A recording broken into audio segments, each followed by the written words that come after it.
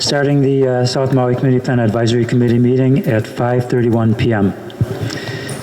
And start off with a roll call. If you'd call the roll, Jackie.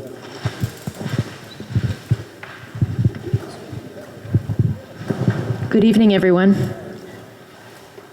Okay, we'll start with Chair Weltman. Hello, okay. Vice Chair Kanahele. Thank you. Tova Callender. Thank you. Everett Dowling. Hello. Lehua Huddleston Hafoka. I don't see her. Okay, thank you. Lehua is excused. Vernon Kalanikau. There you are. Okay. Randall Leach. Present. Mike Moran. Thank you. Cody Nemeth. There you are. Okay. Wayne Nishiki. Thank you. Keoki Felter. There you are. Jennifer Sullivan. Thank you. And Brian Ward. Okay. Thank you very much. Thank you. So we do have quorum. And I'd like to recognize Corporation Counsel Michael Hopper will be joining us for a session a little bit later. So we talked a little bit about the order of things, and Counsel is willing to wait until after the presentation and questions to the presenter. Velina mai na lalo ki kumike o lalo a o kai ulo no ka papa ho lala no Maui hema. Velina mai na hoi e ka po'i o ke ena ho lala o ki kalane o Maui. A me ka lehu lehu o Maui nei. I nā nā kako i ke iahi nei ke kahi ho ike pili ane ko pona pona ana i ka vai hiki mai ai. Ma hope e holomua kako e kuka i pili ane na ikama kulekele a me na ikama hana no ka lole ano ki aniau a me na po ino li ke ole no hoi I la me ka po ino ahi. So there will be public testimony after the presentation, and so I would like to, and it'll be limited to 3 minutes per agenda item, and the testimony should be limited to those questions to the agenda items. So I would like to welcome Eva Blumenstein for the Department of Water Supply.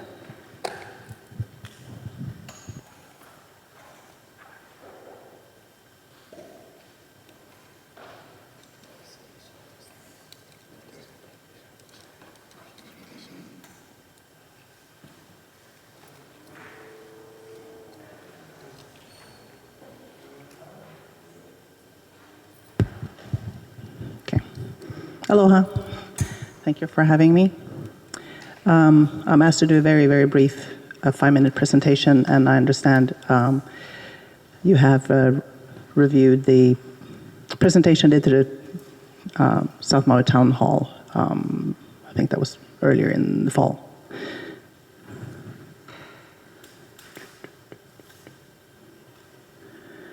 So I just want to touch on the importance of integrating land use and water planning, and as you know, you are South Mauians, you're in a very dry microclimate and has a huge impact on water resource use and the quality of water resources in the region.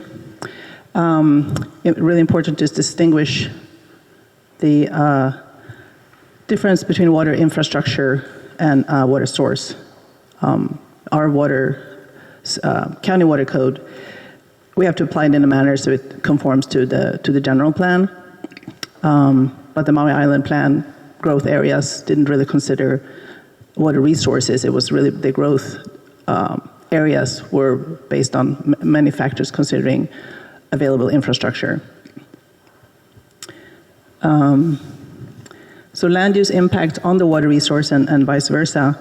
The community could support policies that have a beneficial impact on water resources, such as groundwater recharge, both in terms of demand, the type of landscaping and the type of irrigation practices that you favor, things like green infrastructure, pervious surfaces that would improve recharge to groundwater. The type of development that you favor has an impact on the efficiency of water use. Smaller lots, higher density, have a tendency to use less potable water for irrigation than larger lots, single-family home development, you probably know. So supporting more climate-appropriate landscaping, xeriscaping for this microclimate could have a huge impact on water use efficiency. Also, there may be type of water uses that the community favors, such as agriculture or affordable housing and whatnot, and they may not necessarily match the public trust, protected public trust uses that have been defined by this court in the state. So, for example, if you are truly in a water shortage situation, then there are certain uses that should have priority, such as domestic needs over private commercial uses or agriculture. Having private systems is obviously necessary in certain regions, but you want to support water use strategies that are in the adopted water use development plan, because that is what's supporting the planned land use, and prioritize capital improvement program and funds to develop those resource strategies. If we go a different direction, then that may sometimes backfire, so you have sprawl or development that is supported by privately funded water systems and resources.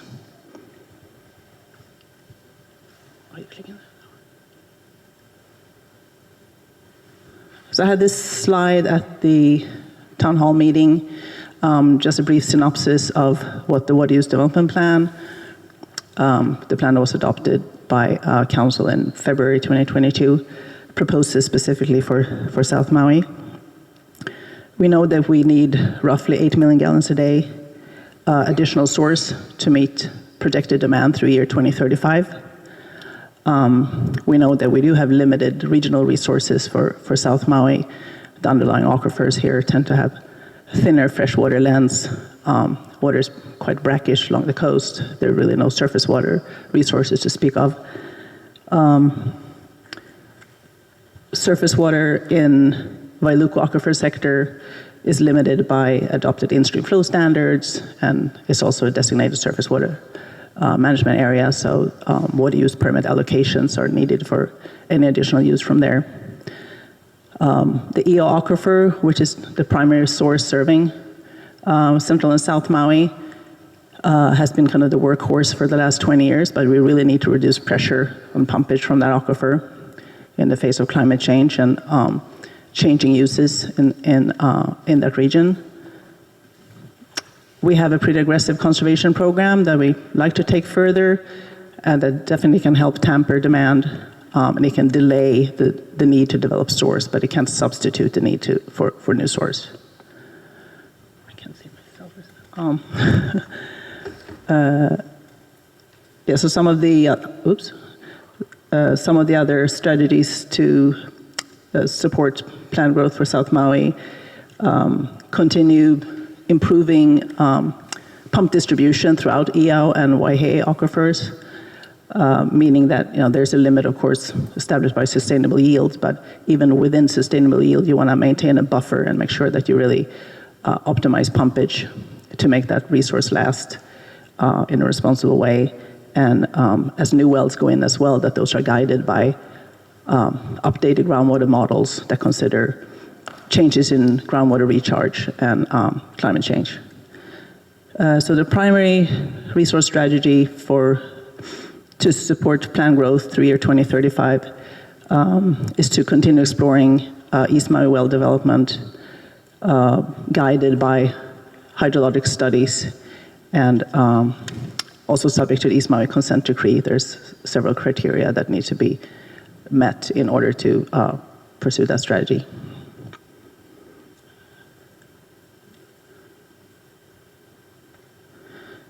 I just have the links there to the Water Resources Division subsite and the adopted ordinance, the Maui Island Water Use and Development Plan. That's the link below. That's all I had.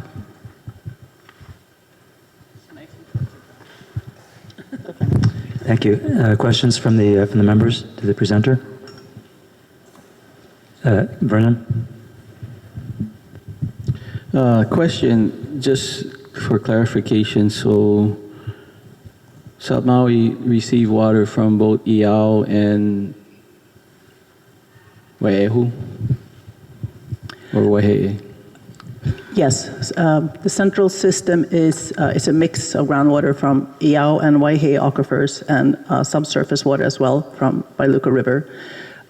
Most of the source that goes to South Maui through is a large 36-inch transmission line comes from Waihe'e aquifer, but it can be backed. The system sources can back up each other, so there can be you can be serviced by sources only in the aquifer at times. Okay, thank you.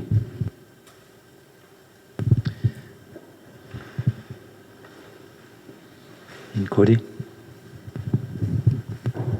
Aloha. So, one thing that I'm thinking about is how you're talking about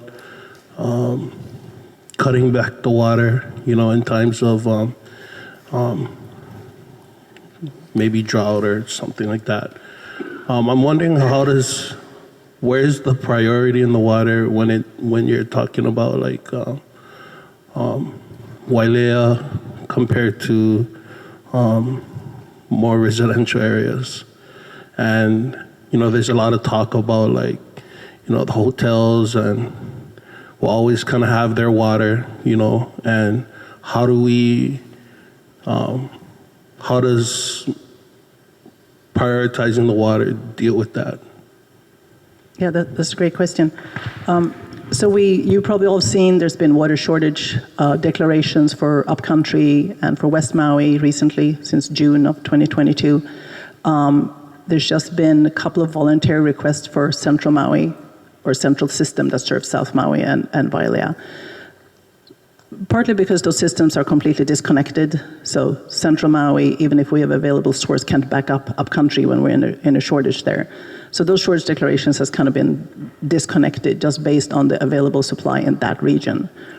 Say that we are in a shortage situation for Central Maui system, which we would be if we don't continue conserving water and developing new source. That kind of a shortage declaration should prioritize if we are in a true water shortage, what are the priority uses?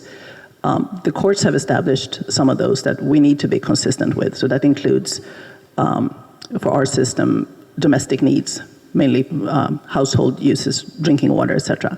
And there are other protected uses, Native Hawaiian rights, water to remain in streams, etc. But there's also domestic can be broader. I mean, we do need to maintain fire flow and water to the hospitals and whatnot. So we are actually working with a consultant now to develop more of a shortage plan that prioritizes to set when we are in a water shortage, even hypothetical in the future, how do we categorize those priority uses, both on the demand side, what do we ask a resort to do versus a single family home, and what do we do on the supply side operationally and whatnot. So thanks for that. So I think the 8 million gallons a day additional water need, that's very critical and key factor here. So by what time are you calculating that that's needed, and at what level of population growth? That has been projected to be needed by year 2035, with about half of that needed a couple of years from now. The demand projections really you have to look at it from a low to high range. Obviously, it's multiple factors that impact what seasonal demand is and what it is to year to year. But we projected demand based on both the population growth rates for each individual community plan. So that's not something we made up in the Water Use Development Plan. They're really based on the community plan projections. Compare that against historic demand. What if you just had a trajectory of growth similar to what you had for the last 10 years? We did not consider conservation, tampering demand. That didn't impact demand. That was considered more as a supply option. If we have demand without any conservation, how much could we meet by more aggressive conservation? So that range of 8 MGD, that's the base case, I would say. We had a second look at it to to make sure that we are current. We're looking, obviously, the water use development plan is a 20-year blueprint, and it looks at all water uses and needs. But for the department system, so how realistic is it? Have we been kind of on track over the last few years? So turns out we pretty much are still in that range, and the source needs by 2035. Thank you. Any other questions? Joki? Aloha, Eva. Thank you for your presentation. When you're speaking about exploring East Maui, can you just explain briefly the East Maui consent decree, just to kind of put that? Sure. The county settled with various plaintiffs back in 2003, I believe. There was a challenge to an original plan to develop wells in Haiku Aquifer that EIS was challenged. So the settlement, so to say, was the East Maui consent decree, where the county agreed to consider various criteria before really coming back with a new plan for developing source in that aquifer. So that includes looking carefully at any other available resources, surface or groundwater outside that particular aquifer system. So there's sort of like a list of criteria to address, including a plan for stream restoration in East Maui. So if there were easier available supply than pursuing that strategy, we sure would, because there's not, there's a lot of community concerns still about that strategy. So I think we are really carefully and diligently looking at all those, the needs of the East Maui consent decree to really determine if it's going to be viable and how much is going to be available from there. Thank you. Everett? Thank you for being here. What was the last well developed by the county? On Maui Island in general? Put me on the spot. Wailuku Well 2, probably. Not considering we have 2 ongoing now, one in Waihee and one for Iao, but the last completed one must have been Wailuku Well 2 in Iao Aquifer. And that was developed by DWS? It was a public-private partnership. Okay. But, you said you have 2 ongoing. Are they being drilled now, or are they being looked at, or? One in Waihee being drilled, Waihee Aquifer being drilled now. One is a replacement well in Iao Aquifer being permitted now. Okay. Not drilled. When water meters are purchased, either by a residential user or commercial, there's a source development fee component, transmission and storage components. What is the balance of the source development funds that have been collected over the years? Oh, I don't know that top of my head. I can get back to you. And does it go into the general fund, or is it segregated? So that's restricted funds. The water system development fee, as you correctly say, has a transmission, a storage, and a source portion. So those portions for source is restricted funds that can only be used for source development. Okay. But I'm not sure what the balance is. Would it be possible to check on the balance and will. get back? Great, thank you. Does your department work with wastewater?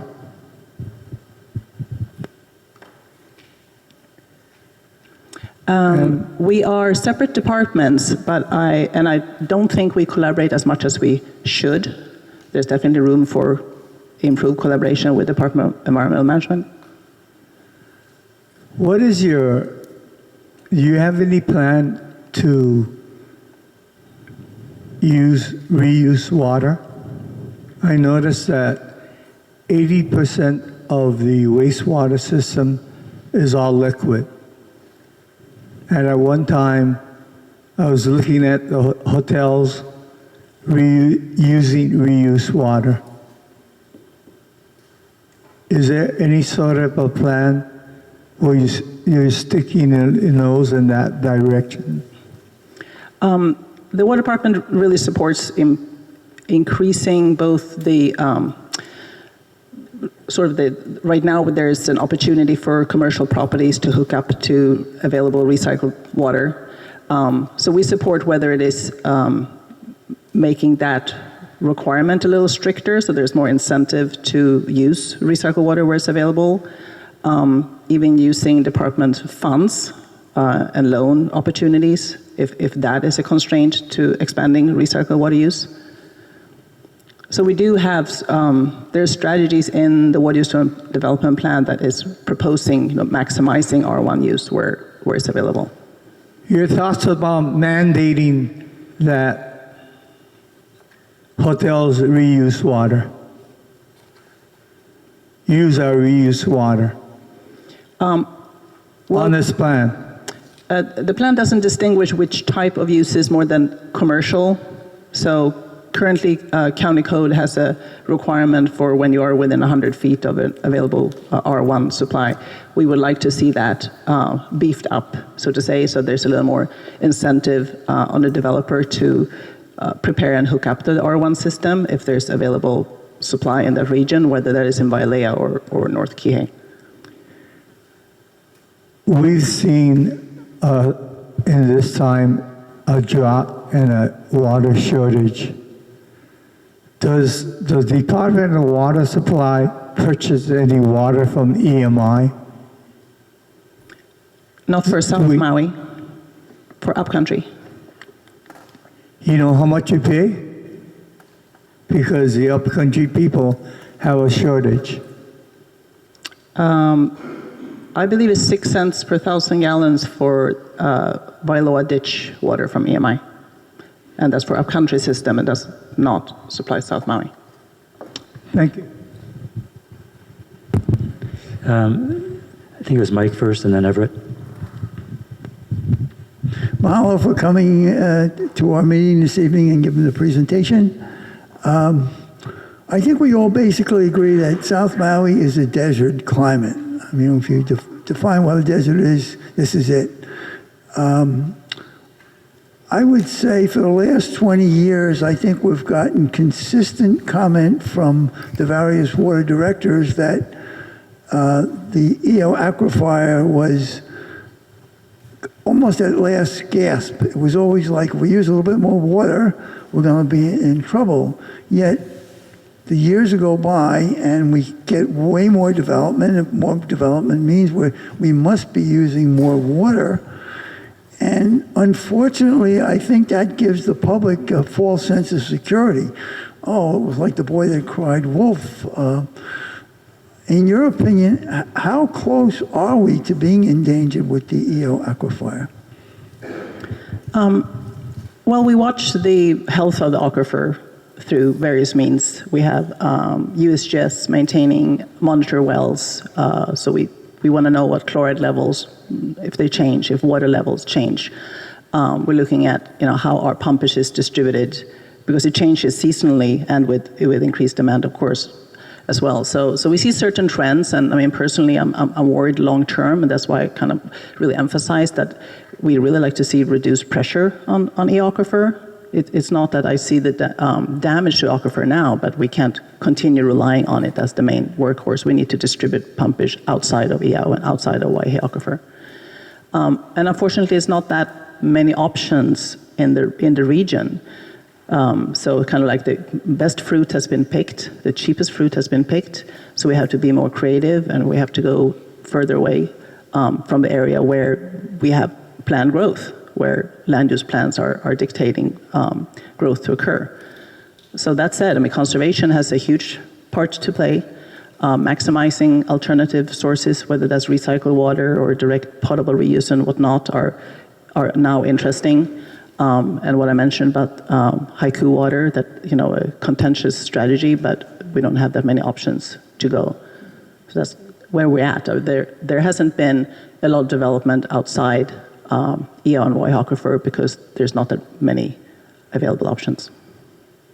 Mahalo. Everett? As a follow-up to Wayne's question regarding R1 water being transported to Wailea and the hotel areas, whose budget would that fall in? Would that fall in wastewater division or the water department? You said R1 water recycle. Just excuse me, effluent water going out to Wailea.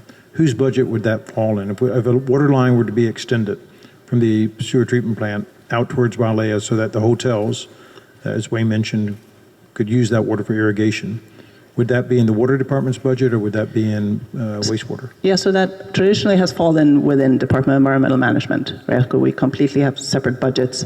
We have no general funds, right? We're self-sufficient, rate funded, but there are opportunities to use loans and grants, state revolving funds from the state that's not available to DEM to help subsidize or pay for some of those expansions. So that's one of the strategies we're saying in the Water Use Development Plan, that we should explore that if funding is one of the constraints. Great. Thank you. Daniel? Mahalo, and thank you for being here. Is the EL aquifer under state control? Yes, EL Aquifer was designated groundwater management area back in 2004, I believe, 2003. To your knowledge, is the EL aquifer impaired? You mean impaired in terms of water quality, quantity? Are we over pumping it? We are not over pumping it. We're pumping it believes below sustainable yield, which is 20 million gallons a day, what is established by the Commission on Water Resource Management. We're pumping it between 15 and 16, so it's quite a bit of buffer, but that's just one measurement. You know, that assumes that you have really optimized pumpage throughout the aquifer with many little straws, so you're not overdrawing anywhere or creating some upconing of salt water. So that's why this, you know, we maintain multiple monitor wells to track what's happening with the water levels, the transition zone between saltwater and freshwater, what's happening with chloride levels or salt saline waters in individual wells. Those are measurements of overall aquifer health. I got the impression that we're overworking the EL aquifer from your presentation. I'm concerned about the continued trend of, we can't continue to increase pumping close to sustainable yield because the changes we see already from climate change is drier. So even though the trend is slow, I see water levels changing and chloride increasing. So I don't see us being as a crisis right now, but I would really like to see relief, not depending so hard on the aquifer. If we have a couple of dry years, you know, we could see that trend changing quickly. Chair, I have just a couple more questions. When was the last time we measured the sustainable yield of the Kamaole aquifer? That's the Commission on Water Resource Management that does that. They updated that in 2019. And what is it now? 11 million gallons a day. So in 2019, the sustainable yield was determined to be 11 million gallons per day? Yeah, the Commission revised sustainable yield for all aquifer systems statewide. So they look at it, you know, with different scrutiny at different systems. I got that. Some of them are very specific based on scientific studies. Some are more guesstimates because there's really no available data. Are you looking at East Maui as a major resource for water for South Maui? Available sustainable yield in East Maui is higher than it is regionally here. Very little of that water has been withdrawn to date. It's been, you know, looked at for years, but hasn't really hasn't increased much over the last 20 years. Do you anticipate having to work through the East Maui Water Authority if you plan to do any resource diversion of water to South Maui or Central Maui? I really don't know what the role will be of the East Maui Water Authority. That hasn't been established yet. And just a final comment. A lot of my friends in Nawaiʻeha, Waiʻehu, and Waiheʻe, and East Maui wonder why South Maui gets so much water diverted from those areas. And they would like to see us be more conscientious about conserving that water, especially considering we live in a dry area. And I know my ancestors would be shocked to see how we use water in South Maui in such a wasteful manner. Thank you for being here. Cody? So I know in the past, South Maui had their own wells and were more reliant on these wells. And I was wondering what does the aquifer look like in South Maui? The aquifer underlying here where we are, Kamalo Aquifer, is primarily used for irrigation. So there's very little potable water coming out of Kamalo Aquifer.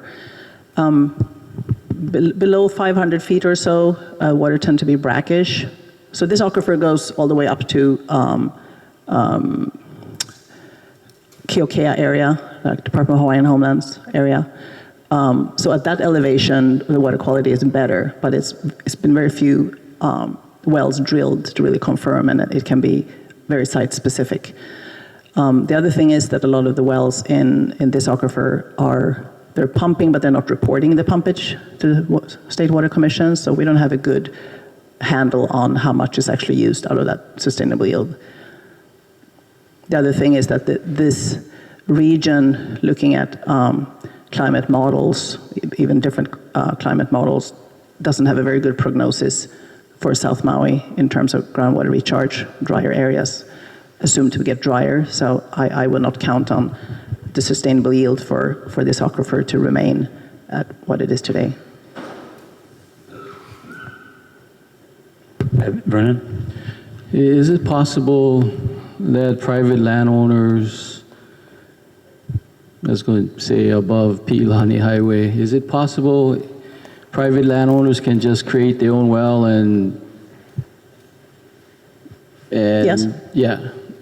Yeah, because we kind of feeling that a lot of that water is being depleted and not reaching the ocean, because all of South Maui at one point in time had much vegetation and forestation up Mauka.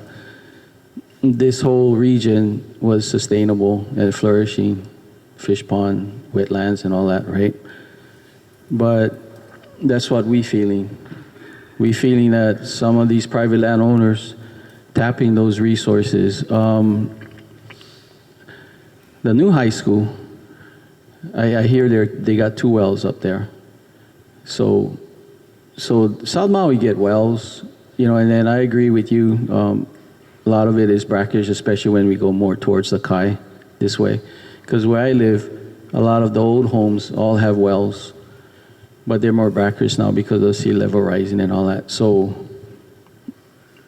hard to keep track of these private owners up Mauka that do tap these wells, because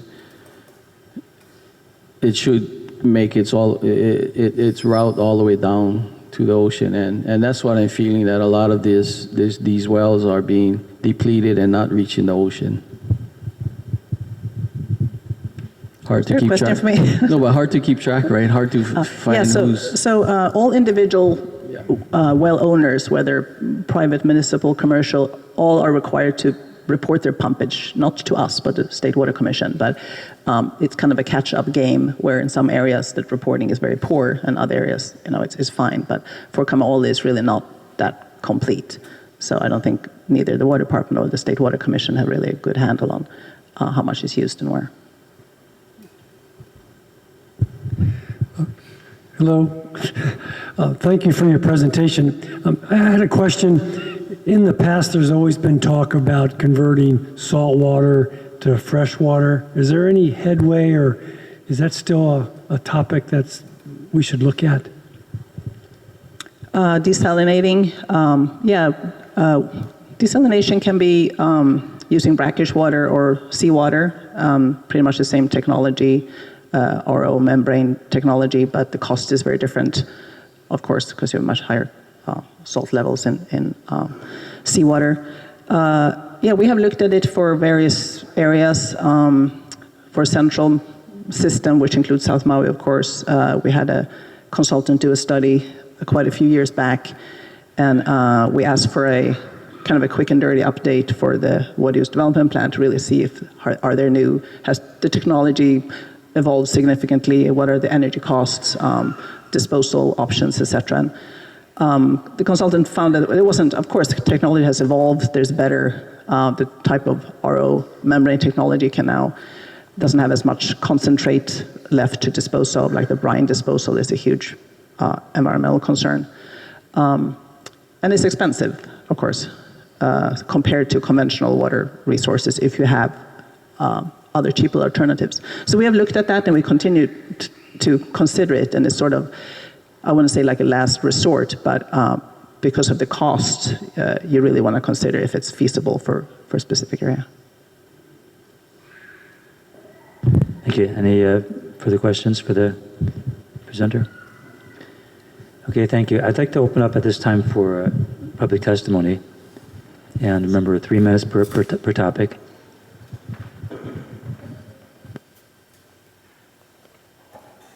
From our seat or from up there? From right here. From right there. Okay. Aloha. My name is Lucy Dine, and nice to see you all again. It's been so long. I'm here to offer a few comments about Section 2.3 as it has to do with water resources. Of course, the two policy statements that you have here are good ones. Nothing wrong with them.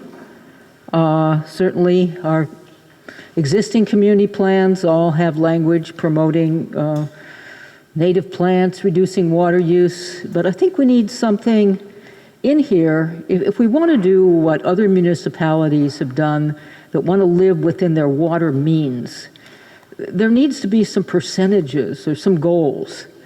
And like Los Angeles, for instance, where I was born, has had to figure out every way to conserve water possibly because they don't have additional sources of water. They're kind of maxed out. And they have done this, and their population has grown, but the water use per capita has shrunk.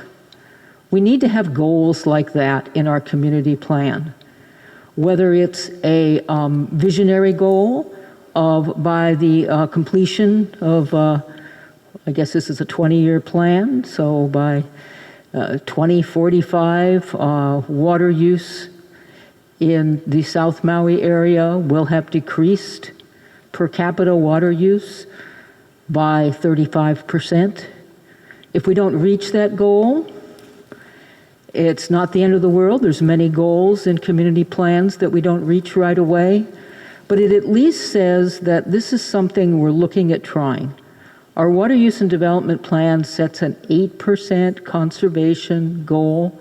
It's very minimum given the current conditions, and it wasn't set knowing the current conditions, to be fair to the plan, the staff at the water department. It was set when the plan was being drafted in 2016, 2017. And we know that things are very different today.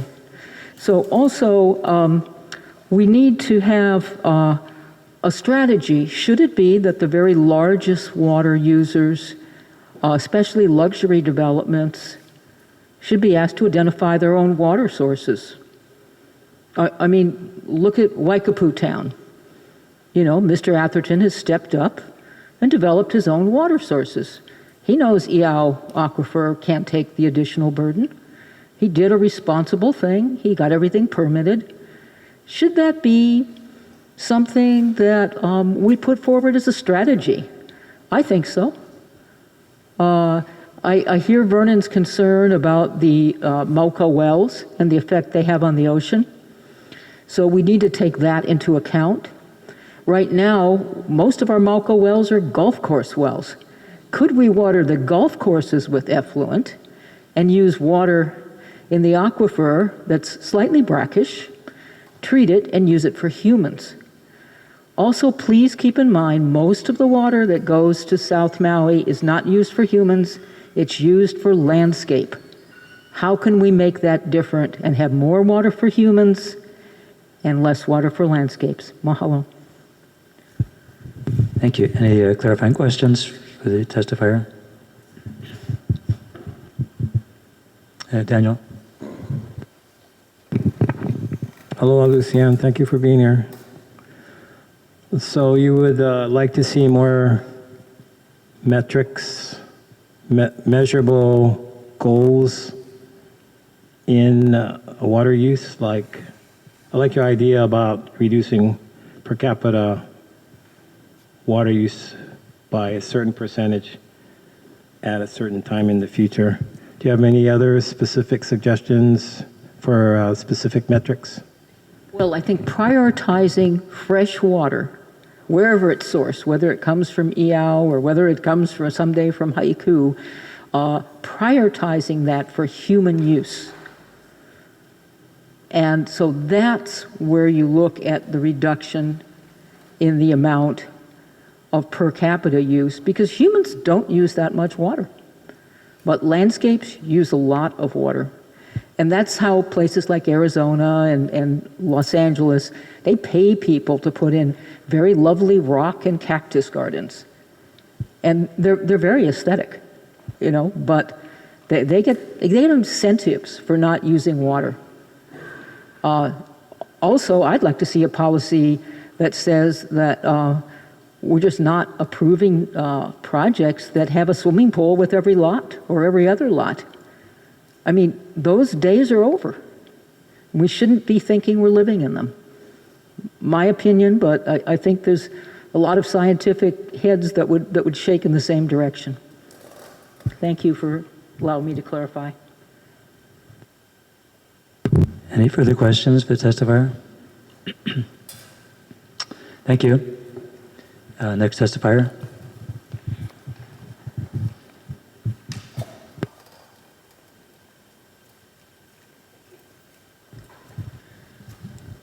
Hello, my name is Peter Cannon. I come with two messages for you from the Malaya Village Association. I'm last minute asked to come and replace Tapani Vori, who's a co-chair of the Malaya Wastewater Committee with myself. The second topic for me is going to be the disaster preparedness, which I'd like to start with because it's very brief. Back in the day when when Haole Road was first built and there were homes there, the plantation had a road between the mudflats and the claim fields. And the residents were allowed to use that road at their own risk. And there's even a gate near still there, near the electrical plant, and a sign saying revocable at any time, permission to use, that kind of thing. There's only one way out of Malaya.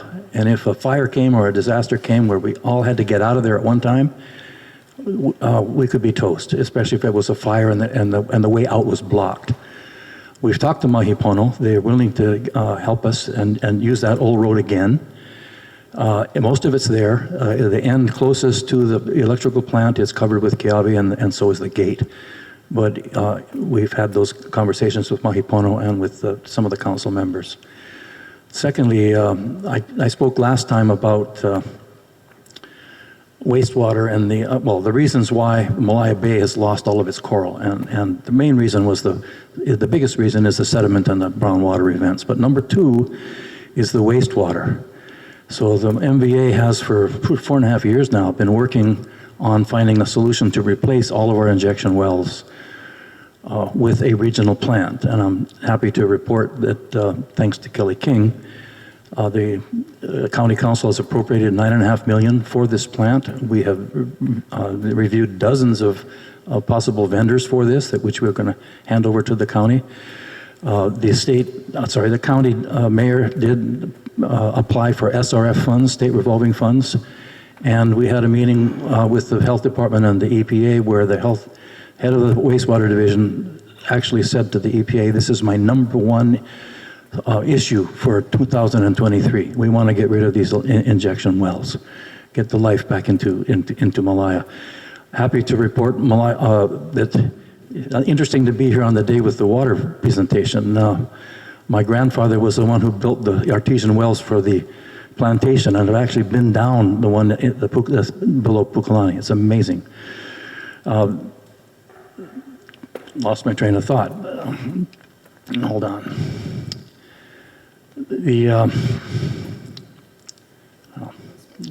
I'm sorry, I'll stop there. Any clarifying questions? Kyoki? Hello, Peter. Thank you for coming tonight testifying. Your conversations with Mahipono regarding the road, you're talking about the old road that went to the power plant, yeah? To what extent did they talk about if they would be willing to clear it? Because we all know it's pretty overgrown now, yeah? Yeah. They're willing to give access, okay? And the lost thought was that Mahipono has actually offered 10 acres of land for the regional plant and also for a green belt for windbreak and fire break above the village. And I'm happy to report that we know that we can't use all of our R1 water coming out of this plant. So we have to have a green belt to eat up the rest of it. But all of our landscaping needs are covered. And we computed 6 million gallons of fresh water a year would be, which is almost a day's worth, from what I'm hearing, would be saved by using R1 water within the community. So last time you testified, I think I remember we were talking about the Kihei stream and its diversion. Where I didn't get to ask you the last time, but where are you with any talks about it, like re-diverting that to Mahipono? Because if its natural flow would go through Mahipono land, correct? Yes. Towards the west end of the wetland there, right near Haycraft. Any talks about that, where that will go? Or? Well, we haven't had those talks except to urge the county to do something. There's actually appropriated $100,000 to study the diversion of Kihei Stream back to where it went in the first place. The plantation has said, we'll use the water, we'll take the water. I think their plan is orchards in that area. If you look carefully on Google Earth, you can see Kihei Stream and where it left off. The plantation was using the water in the cane fields. So it's, and it's it is the biggest river and the one that comes down that flood control area and causes more damage to Malaya than any other stream. All that upland water comes down that one diverted stream. And by the way, I didn't say last time is there's a Hull Cane Road across that stream, and the plantation has put in a 4-foot pipe, and the road goes over this 4-foot pipe. Imagine all the water from the Mauka, from the road, trying to fit through a 4-foot pipe. It doesn't work. So that's why we have the brown water events in Malaya. It never was that way before they diverted the highway water and built that culvert that took all the diversion away. Yeah, correct. Of course, because I grew up there too, I'm aware of these problems. And this is just a comment, not a question, but I remember back in 1980 being a young child and going through about a week-long Kona storm that dumped the rain. It closed the Poly Highway. We were stoked. We were riding our BMX bikes on the Poly. Rocks were falling, but even that storm, no brown water, did not overwhelm that particular stream. So the diversion of Kihei, you're correct, is overwhelming the current infrastructure. Yes. And now they're backpedaling, making these plateau-like catchments, and it's still not working. But thank you. Yeah. Yeah. Mahalo. Daniel? Thank you for being here, Mr. Cannon. I like when you come because I always learn something new that I didn't know before. So I'm happy to hear that Mahipono is willing to give up 10 acres of land or donate 10 acres of land. Do you know, have they decided where that would be? Well, that's another reason to be here and testify, because if you're talking about managed retreat and saving some property, Mauka of Haole Road for moving back, we have to think about where will the green belt be and where will the property reserved for moving back might be. So that's really a question for the planning group to think about. So it's still to be determined. Correct. And then as far as the water treatment plant, would that be a private water treatment plant? Negative. The money is appropriated to do it. Yeah. We actually, I'm going to use the word profit. If when Maui invests in this $9.5 million project, and they take the rates of the sewer payers, you will make money over the period of time that plant is running. It will cost you less to run that plant than it is in the money you receive from sewer payments. We did a back of the envelope comparison of what it costs per toilet in Malaya with this plant compared to the new central Maui plant that they were talking about, and I'm not going to repeat how much cheaper we were than because to me the number was astounding. And my last question, do you have an estimate of how much, what the total cost would be to build this water treatment plant? $9.5 million is our closest estimate at this point. Okay, thank you. Mm-hmm. Any further questions? Thank you. Thank you. Next testifier.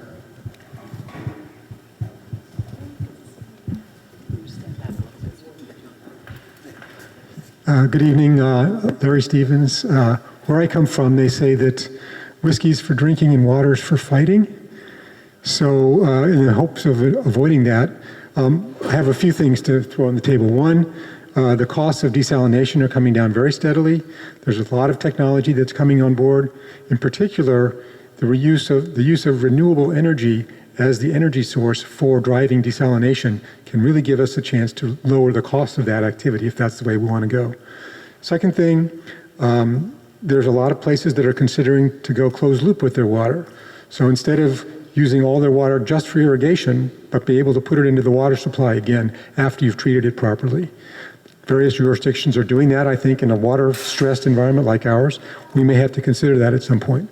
Third point, we only reuse about half of the water that comes out of the Kihei wastewater treatment plant right now. It goes up and down with the seasons. So there's a huge amount of opportunity to switch to use more of that recycled water. And we need to push hard to get the large resorts and all kinds of other places to be more aggressive about using that water. Fourth point, now I'm losing my train of thought. There's a lot of chances to increase conservation, particularly in the resort areas with the golf courses and so on, by improving the quality of the soil. Our group is working with McKenna Resort, the county, and various other landowners to see what kind of improvements that we can get in just the amount of water that we need in order to keep the landscaping going. And I think we're going to have a lot of good news to report over the next couple of years about that, about using that technology. I think it's going to have a lot of good impact in lots of places around the county. Thank you. Thank you. Any questions for the testifier? Wayne?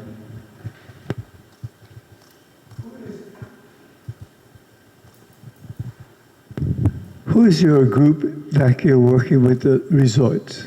We work with the landscaping departments in lots of different resorts. Our group is the Maui Niue Marine Resource Council. And we have a program we call Reef Friendly Landscaping, which we're trying to get various resorts to adopt right now. We just certified the Four Seasons at Lanai as the first resort to achieve what we call gold level, which is not completely adopting the program, but it's the second level of adoption of that program. And that's our first gold award winner, and we expect to have others within the next year or two. Are you getting any resistance from the resorts here in Wailea? We have some that are quite interested, some that are not so interested. So if you guys can put in your programs and your decisions and actions and so on, things that would encourage the resorts to work with us, that would be lovely.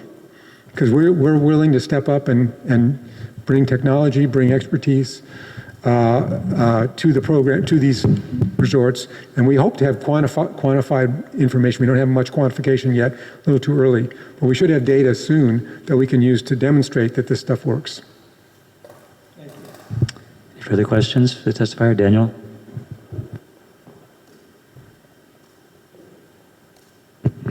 Hi, Larry. Nice to see you.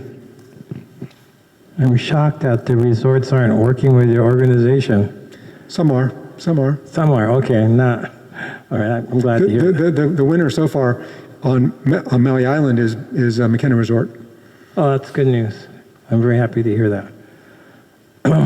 Now, as far as desalination, and you said the costs are coming down, and there's also reverse osmosis, right?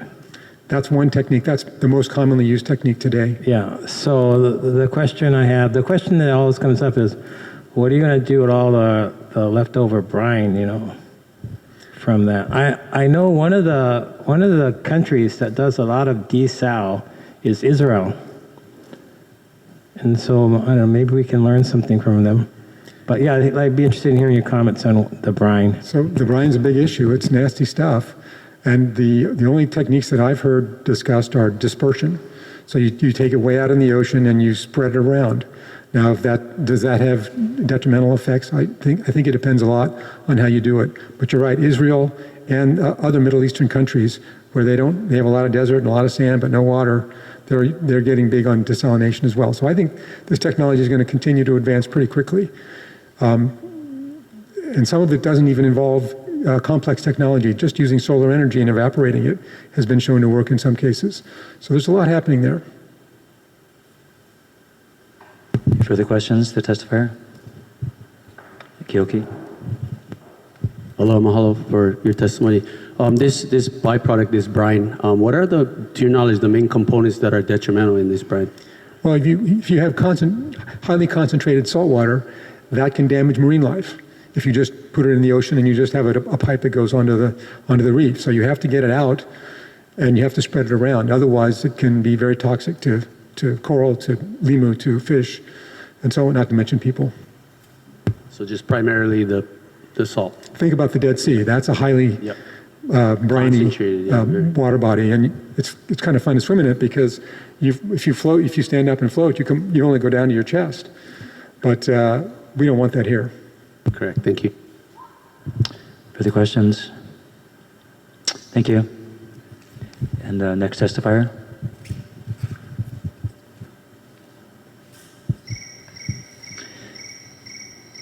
Okay. Crickets.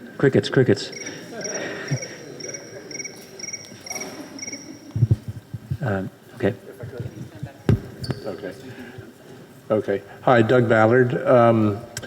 Recently relocated from Arizona, and I can attest, I was a planning and development director for the city of Chandler, Arizona, and we would not allow any golf courses to be built unless they used reclaimed water. We would not allow any water features to be constructed unless they used reclaimed water. We also had a pretty aggressive reclaimed water impact fee system. And we also required developers to bond to extend the infrastructure, the distribution lines for reclaimed water. So I just encourage you to look at as was said earlier, look at some of those options that other communities are using. The other comment I had, if I could, had to do with, can you hold that for a second? With a policy that I read here. Thank you. Yeah, I'm on page 42 of the draft plan, 2.3.2 sub C and sub D. Those seem to have been weakened a bit, and I haven't been engaged until now, and so I don't know the reasons why. But what it reads is, or what it used to read, was for redevelopment and new developments within the sea level rise exposure area, developers must, and under C it said, not hold the county of Maui liable for any and all future costs, and it goes on. And that's been changed to make efforts to not hold the county liable. And I don't really know what that means for a developer to make efforts and how that actually works in the real world. So that's just kind of a question, I guess. And on sub D, it would read, developers must, what it used to read was, recognize that permit approvals from the county of Maui will be conditioned to prohibit future shoreline hardening for their property or project. And that's been changed to make efforts to waive the ability to ever request shoreline hardening. So it seems a bit mushy, and I'm not quite sure what that means either. And so those are my comments. Thank you. Thank you. Any clarifying questions? Mike? Thank you for coming and bringing ideas from other locations. That's always helpful. That seems to be the challenge we have here with making more and better use of our R1 water, is that the county says, well, we can't afford to run a mile of line down to that location that would be used.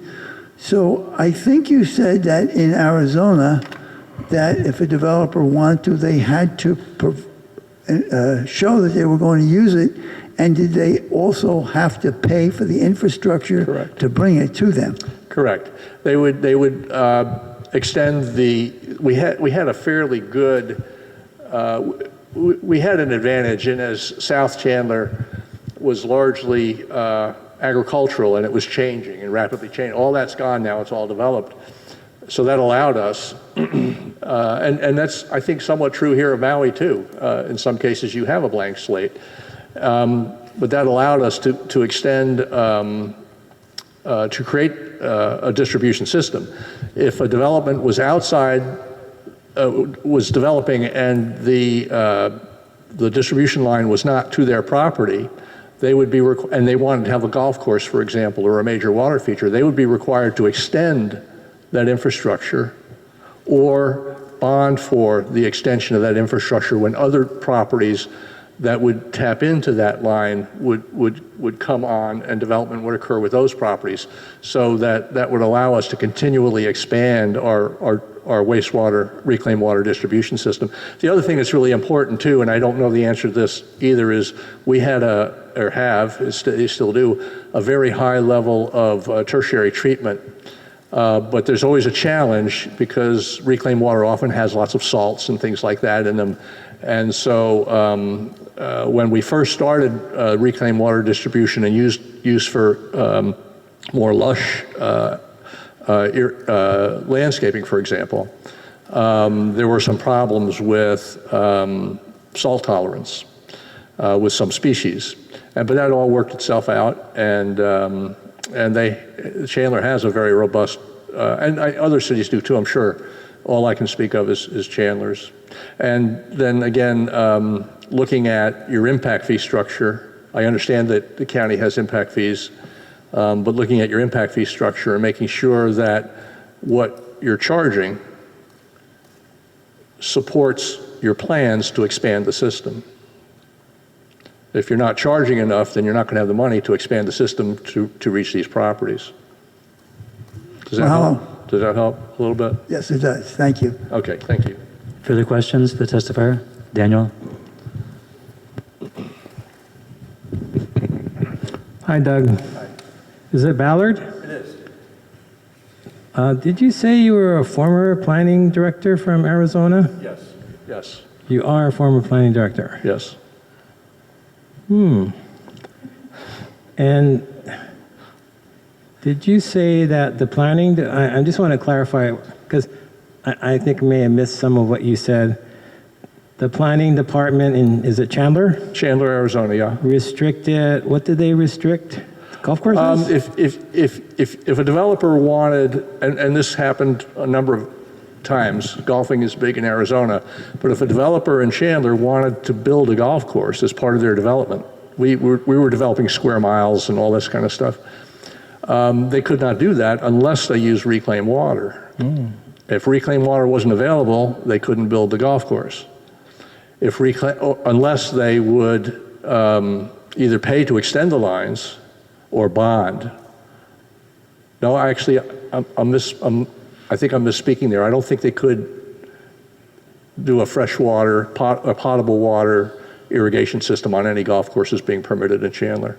It had to be reclaimed water. So that limited new golf course development to areas where reclaimed water was available. And what about things like water features, swimming pools? Same thing. Did they have to use reclaimed water? Yes. Wow. Yeah, same thing. And then your landscaping, was it, what were your, for landscaping, was it all zero-scape landscaping, or, and was it reclaimed water again for landscaping? If it was reclaimed water, we didn't really worry about zero-scape so much because we wanted, you wanted to use it. We wanted people to use the reclaimed water. It lowered our cost ultimately in terms of what we had to do with it in terms of injection or whatever else. And you know, my good friend was the director of water and wastewater, but I don't know all the details. I just kind of know a little bit about the big picture of what went on. But I lost my train of thought now too. Well, that's okay. It's nice to have a planning director from another state share, former planning director share how you handled water usage. So thank you so much. Oh, you bet. Thank you. Further questions, the testifier? Thank you. Thank you. Next testifier.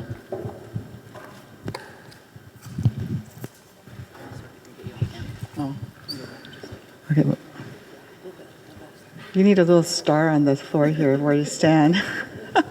Hi. Thank you for having me, Kelly King, Maui resident for over 40 years.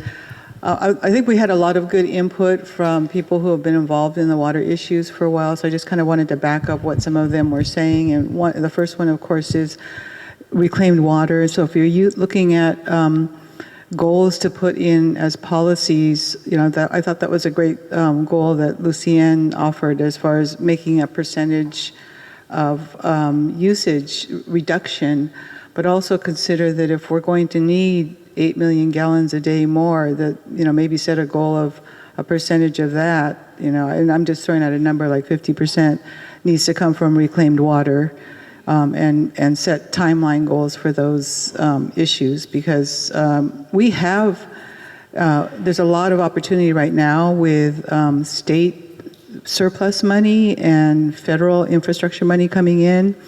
And so the other thing I wanted to offer or just suggest to this body, because you guys are asking some really good questions and making some really intelligent comments, but I think this process, if it takes 6 to 8 months and another 6 months for the Planning Commission, another year for the council to approve this, it's going to be a long time before these things get in. So as soon as some of these discussions, I think, need to make their way into the heads of the people who are making funding decisions now, because we're going to only have like another 2 or 3 years probably of this big infrastructure money being available to us, and we need to get those requests starting to come in now. So as you're talking about reclaimed water, recycled water, the money to put that piping in could be coming now. We shouldn't wait for 2 years for all this to get done.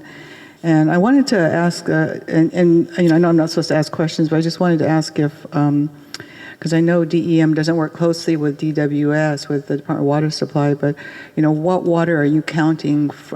Are you counting the money, the water from DEM in your inventory? The recycled water from wastewater treatment facilities, or so that kind of needs to be part of the mix. Is how much are we getting from that? So if there's a goal of recycling a certain amount of our increased water usage, then we need to know how much that is, and that there's too much siloing right now between DEM and Department of Water Supply. I just wanted to mention desalination. That I'm glad to hear that the costs are coming down. My husband actually worked on a solar desalination project about 25 or 30 years ago using Gore-Tex technology, and so I think that the advancement in that technology is important. I think there's things we could do with the salt, because I actually just was at the Red Sea in Egypt when I was at COP27, and bought some Red Sea salt. So that's what you do with the salt when you take it out of the water, is you clean it up and sell it. And then the last thing I wanted to say was, just kind of backing up what Doug said, is try to keep the statements in the community plan as strong as possible, because these are things that are going to they're going to be people that are going to be coming for community plan amendments and trying to get exemptions from them anyway. So don't put the exemptions in there up front, because then those statements become meaningless. When you're trying to do something, or you're making an effort to do something. When I was on the State Board of Education, we used to call those weasel words, because you're just allowing a lot of escape from some of these policies. So anyway, that's just what I wanted to share with you. And then again, thank everybody for being here. It's great to see all 13 people here. Question from Daniel. Clarifying question. Yes, I had a clarifying question. Is your name Kelly King? Yes, it is. So nice to have you here. Thank you. It's good to see you. You had a question for our presenter, and I couldn't quite hear what it was. I would like to make sure that question is answered. Could you repeat what when we're looking at the inventory of how much water we use and we have available in any given community, I was just asking if that includes whatever's coming out of DEM from the wastewater treatment facilities that's being cleaned up and being able to be reused as R1, or they're trying to get to a point where they can put it back on the ground. So I was asking if that was part of their inventory, and I think Ava was saying no, it's not. So we need to get together. We need the two departments to get together so we have a more realistic view of how much water we actually have access to. Chair, after we finish questioning a testifier, can we direct that question to our presenter to answer? Okay, and then the last thing I wanted to say too that I didn't get to is, we should be looking at water storage too for the times when we have excess water. We have all these storm surges and we're not recapturing any of that water. So, there's a lot of people that used to always say in the past, there's all the water we need, it's just not in the right places. So storing it for reuse somewhere where we need it, I think is something that we really need to start looking at. Okay, any further questions for the testifier? Mike? Mahalo for coming out, and Kelly, and giving us your input. Just to clarify, when you were saying in the beginning, of course, what we're doing here is working on a community plan, but I think your point was that all this extra money, if we can call it that, in the federal and state, can be expended, needs to be expended now before it goes away, so that just as that one issue that we were talking about is extending the R1 water lines, putting it in the plan as finalized 5 or 6 years from now the money's gone, so that doesn't do any good. So you're urging the community to testify to council and to contact the administration to try and jump on it now, as apart from what the CPAC is doing. Is that Well, correct? even to get the message out, if the CPAC starts proposing, some kind of a goal, like a percentage of reclaimed water, reduction in use of water per capita,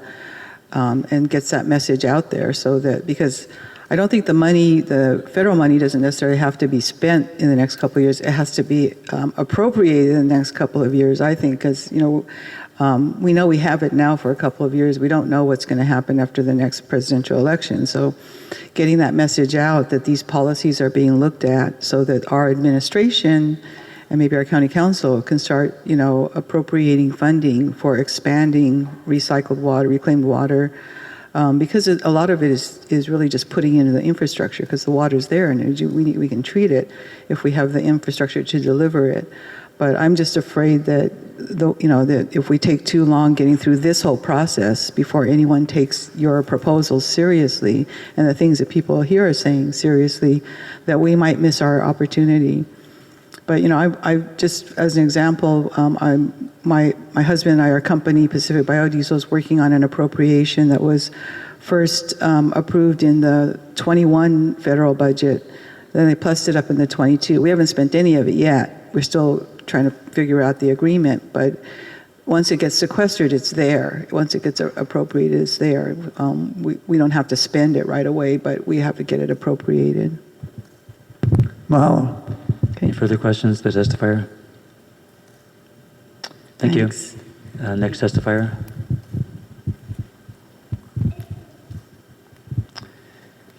Okay, closing public testimony. And we need to, at this point, go into executive session, which means that we'll have to ask all the members of the audience to leave at this time.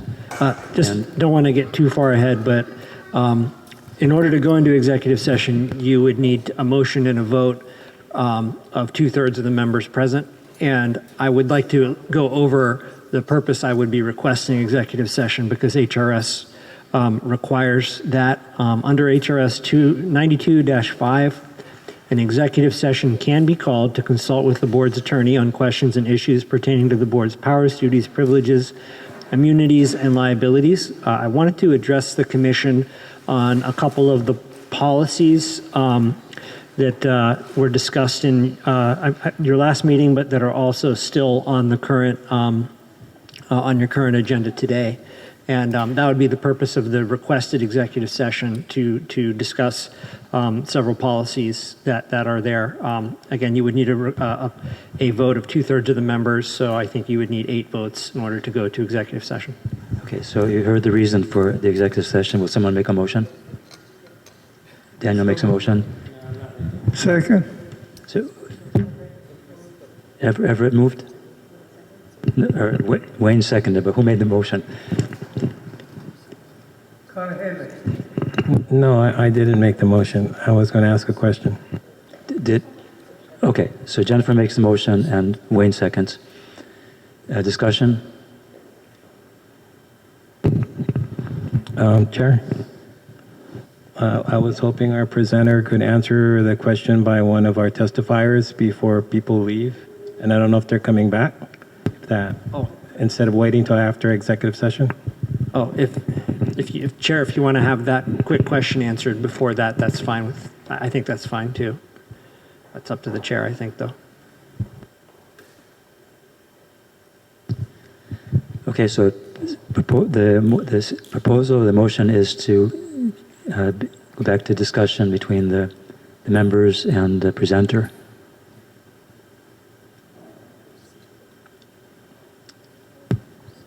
Yeah, I mean, that was a question to Department of Water Supply. I don't know if it was answered or not, but I mean, it sounds like Yes. you wanted to have the Department of Water Supply answer I think he was question going from to, the I think he was testifier. going to answer it. But I think there's a motion on the floor. I didn't make the motion to go into executive session, and I think there was a second. So I think we have to handle that motion. Well, the motion is on the floor. If you want to table it right now and just, and then move it from the table again if you like. But if you want to be a little less formal, I don't know if I don't think there's a problem with having, if the question's going to be very brief to answer, I think you could do that if you really wanted to. I leave it to the discretion of the chair. Right.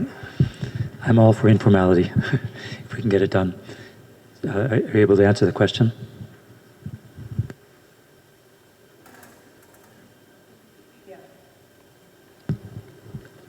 Thank you. The other question was whether R1 recycled water was accounted for in water use inventory overall for water use development plan and projections, and yes. So we're looking at all conventional reported water uses, whether that's groundwater, surface water, and production of recycled water, and projecting what recycled water will be available in the future, assuming we're going to have more wastewater available. So that was considered in the plan. Okay, so any further discussion about the motion to go into executive session?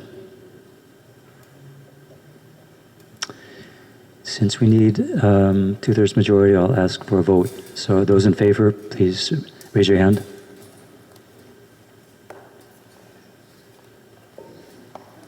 Any opposed? Raise your hand. Thank you.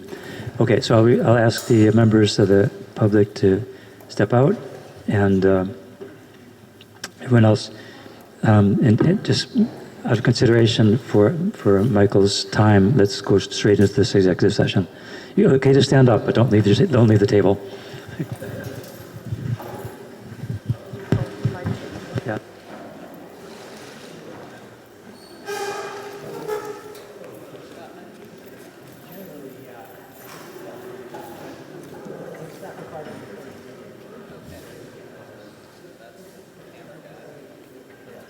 All right, Chair, we're working out how to get the executive... Thank you, Eva.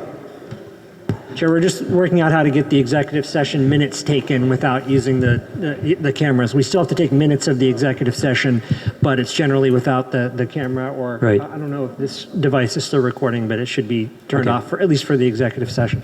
Yep. Resuming the CPAC meeting at 7:28 p.m. And going into the, continuing where we left off with the policies around resiliency.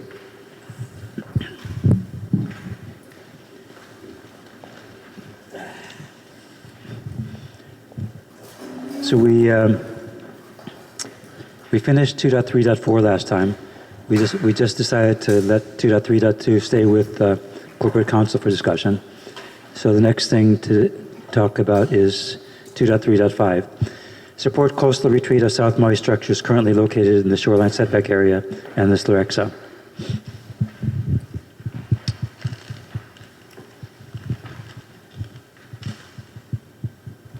So if something is crystal clear and something we want, then just make a motion. Daniel? Oh, I make a motion, we adopt 2.3.5. Is there a second? Second. I think Wayne was first. Wayne was the first second. Discussion? Any objections? Okay, I find we have adopted 2.3.5. 2.3.6, encourage redevelopment and new development related to strategic relocation and increased resilience in preparation for and in response to climate change or natural disasters.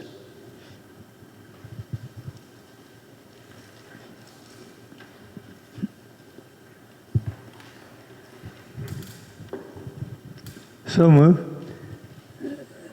Wayne moves and Brian seconds. Further discussion?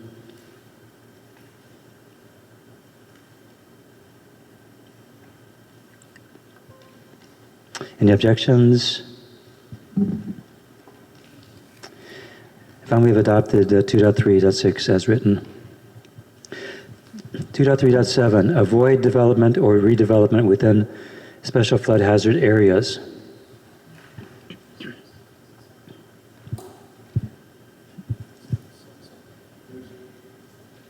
Everett moves, and Jennifer seconds. Discussion? Daniel? I tried to look up special flood hazard areas, SFHA, in the appendix, and I couldn't find it. Is there a definition for special flood hazard areas? Does the planning department have a definition? Jackie.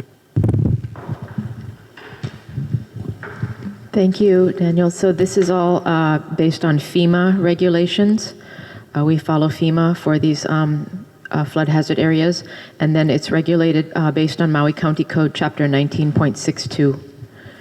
So within the flood hazard areas, there's different levels of risk, and there are different letters like X or A or V, depending on the risk. And then there's different steps that property owners would have to take to mitigate the risk, depending on the flood risk of that property.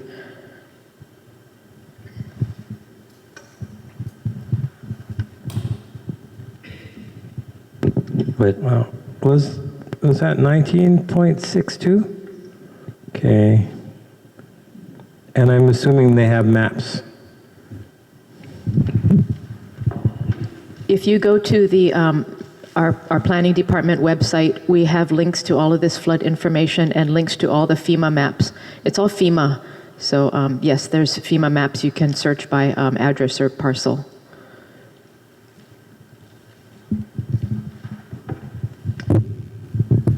Brian? I guess I would question the word avoid. Are we, how is that really a policy to say avoid? Wouldn't it be more along like manage or restrict? But I guess I'm just questioning the word avoid. Thank you. That's already kind of decided by the flood hazard zones and the regulations that exist. I mean, there's certain areas where, because of the regulations for the flood hazard zone, that can't be developed. For example, I mean, I'm just having an example in Wailuku, along the Wailuku stream, Wailuku River, where there are some property owners where they're not permitted to do any development because of the risk. It's not allowed by the Chapter 19.62, which follows FEMA. So, I mean, it's kind of already in existence based on the FEMA rules that we follow and administer.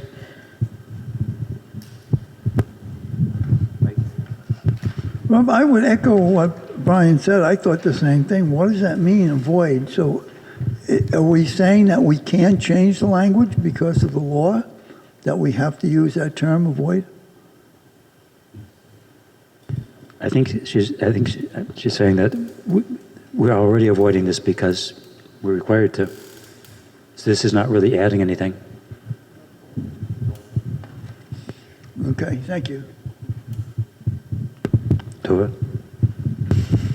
I'm playing charades with Karen to request that she bring up the CPAC story map of hazards that has a very clear flood hazard map in it and is an amazing resource for this discussion.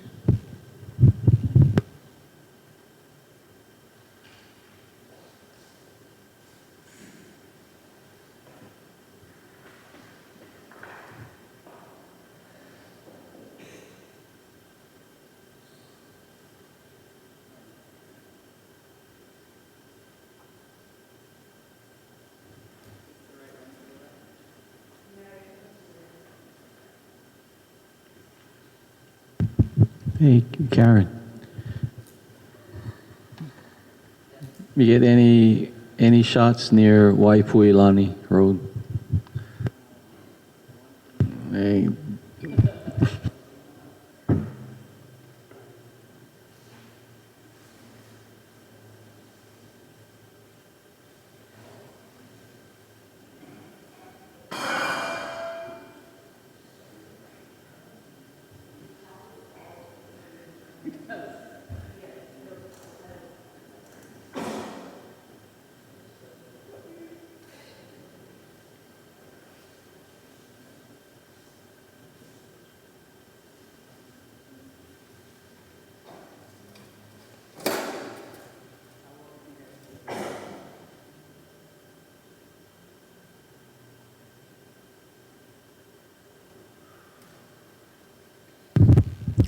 Can I ask a question, Chair? Yes, go ahead. Thanks. So how do the designations broken out on here, and there's more if you scroll down, relate to the designation mentioned in our policy? The special flood hazard area. That was the part I wasn't clear on, because there's like 4 designations, and then this language is referring to it in a different way.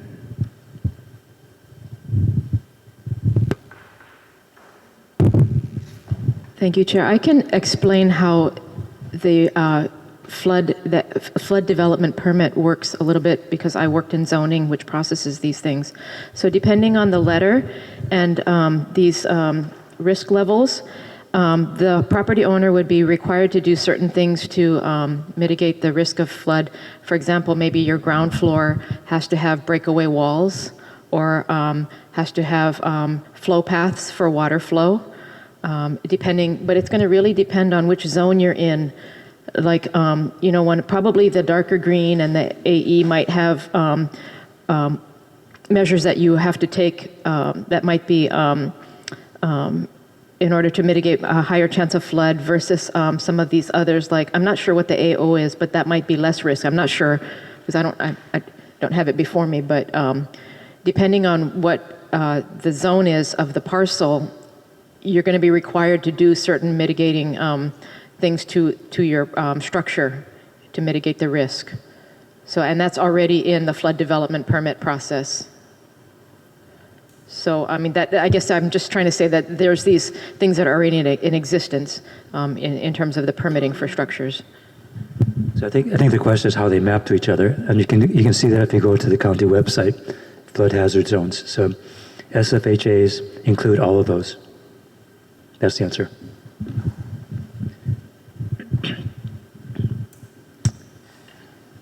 Further discussion?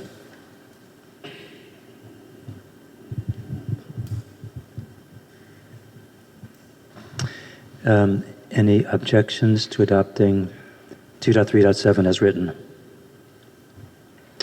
Fine, we have adopted 2.3.7. 2.3.8, support expansion of community-supported renewable energy deployment, including small-scale community options, all of which include plans for maintenance and disposal that do not burden county landfills and decommissioning at the end of the project's intended use.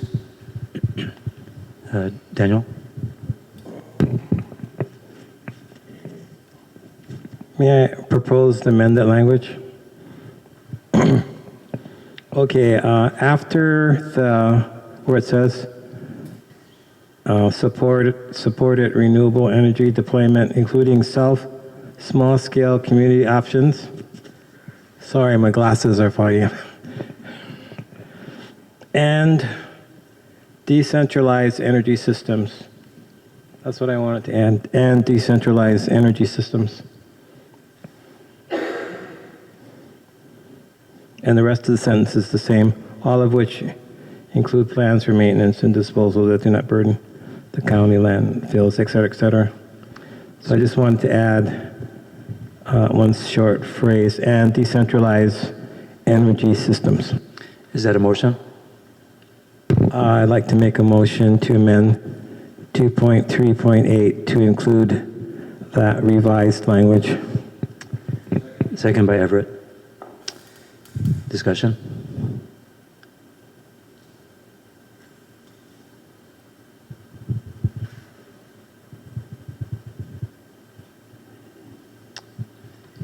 Any objections with the amendment and decentralized energy systems? I found we have adopted 2.3.8 with that addition. Oh, sorry, Cody? For that one, maybe I'm not understanding it clear, but shucks, where is it again? 2.3. Supporting renewable energy development, is that like wind farms, solar energy, things like that?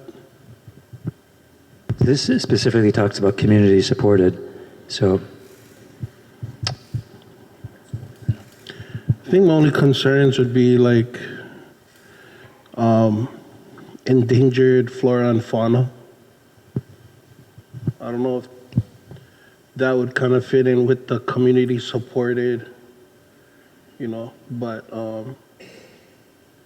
if we are, that's just discussing it, then that would be my only concern.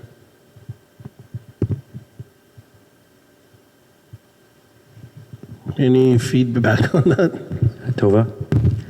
Good point, Cody. I mean, when I read it, I do think that that's sort of captured in the community supported. But if there was concern or desire to kind of underline it, you could add community supported, environmentally sensitive, or ecologically sensitive, or something like that. Perhaps it's redundant, but it does make that very explicit. Yeah, I would like to add that. I was a part of advocating for Ope'apea when we had our wind farms going down. So I would like to see maybe something in there about support expansion of community-supported renewable energy development, and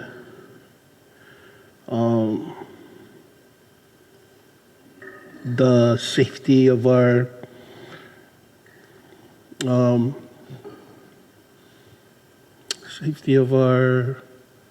endangered flora and fauna.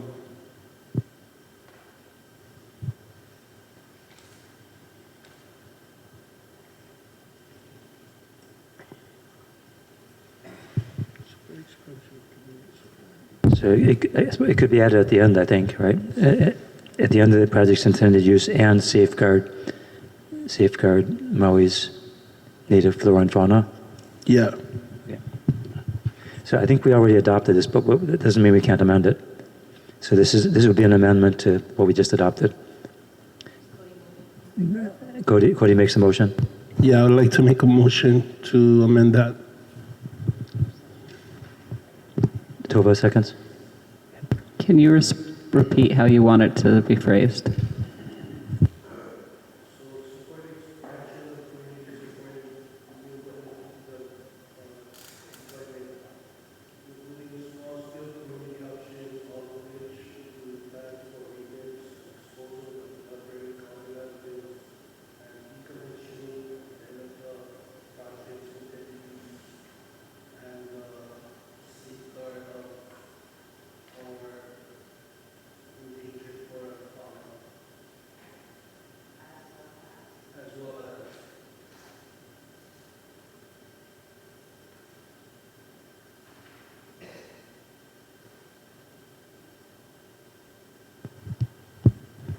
So the specific motion is to add to what we already adopted.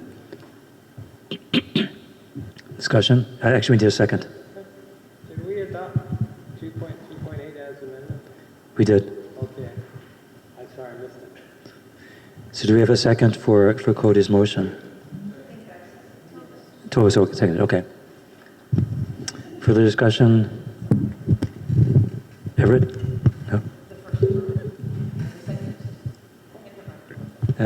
Sorry, Brian? Don't we need to include what Daniel had put? That's we already adopted that. Yeah. Right, but that's not what the motion was. It's back on the table. No, but the motion is to add at the end. So, and that safeguard our endangered flora and fauna. Okay.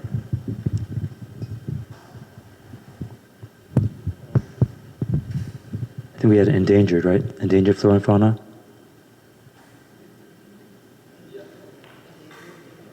endangered.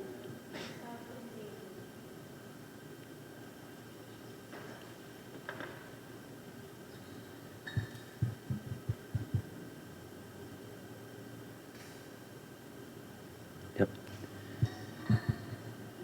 Okay. Further discussion? Any objections?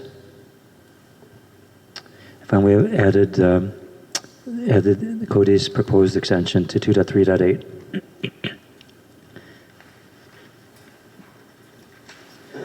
So I'm just going to point out here that we're at the end of the climate change and sea level rise section and going into fire and emergency management. And Vernon has proposed an addition there, a policy. So someone wants to bring it up and make that motion?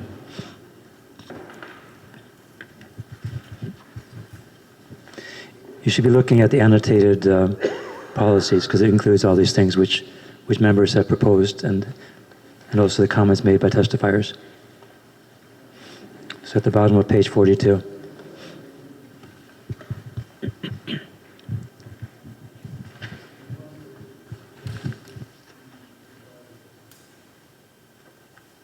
Vernon, it was your policy about not moving sand out of the Moku.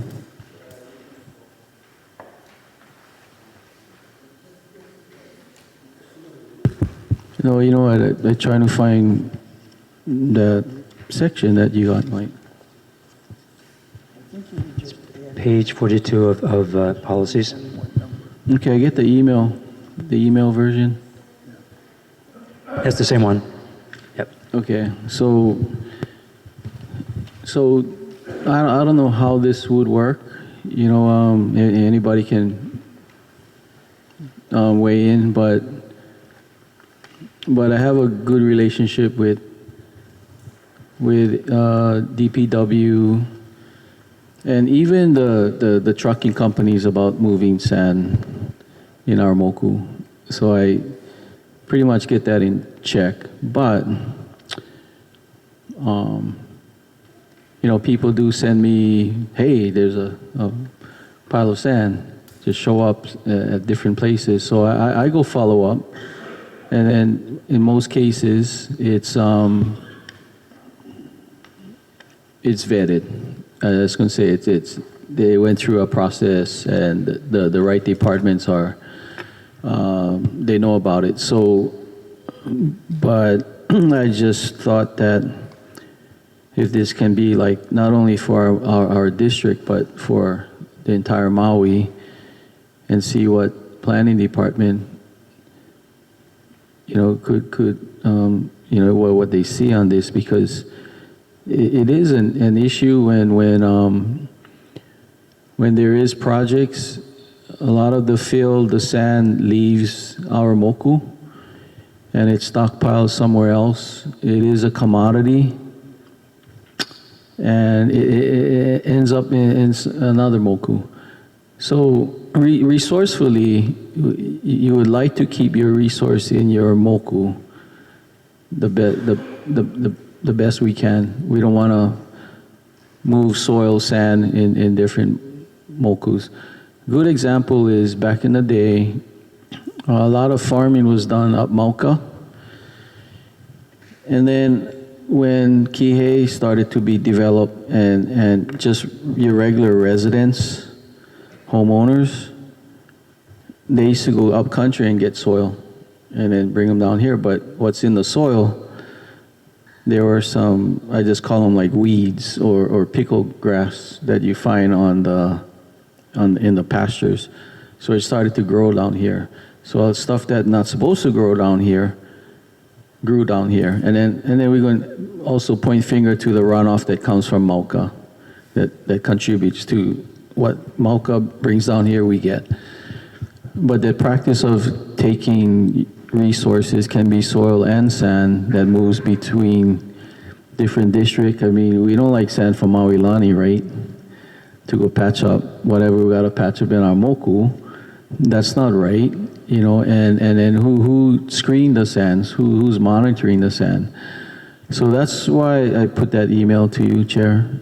You know, how are we gonna? It's not like we're gonna take the whole night, but just think about it, guys. How can we manage the sand? Because we still get plenty sand in our moku, but sand was moved from our moku for landscaping companies, sell the sand.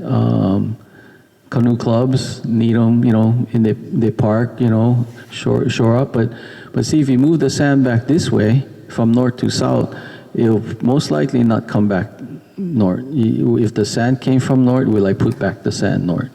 So it's just a way of managing our sand the best way we can, because that's all we have. So that's where I'm leaving that right now for.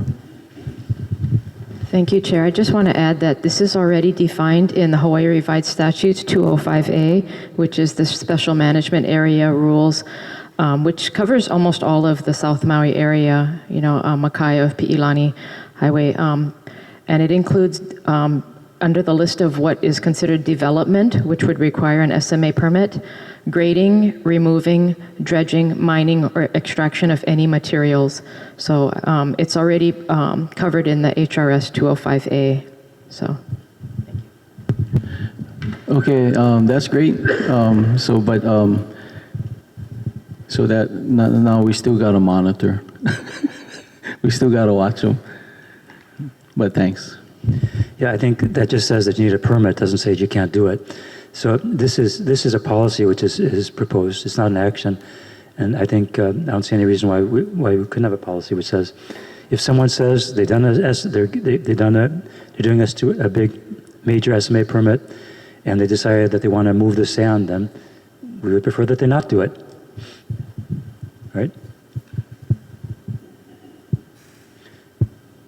So I think requiring an SMA permit is not in opposition to a conflict with saying we don't want sand moved. But someone needs to make a motion. Cody? Yeah. I make a motion to adopt this policy. Is there a second?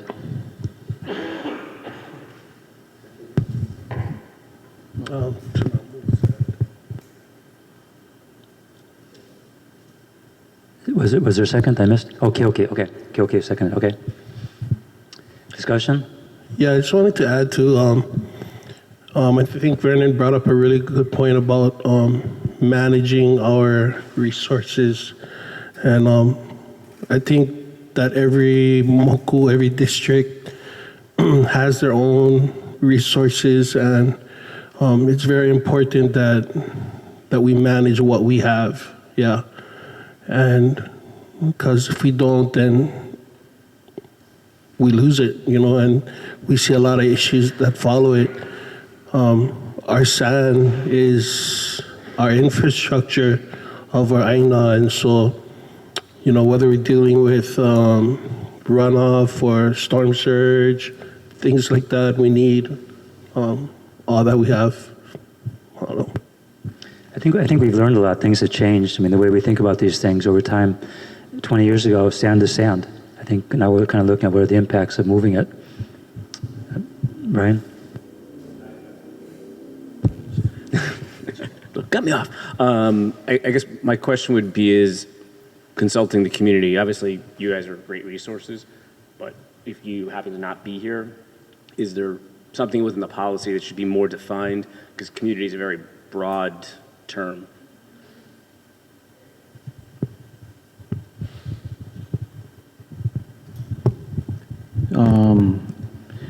Yeah, I know more of that now.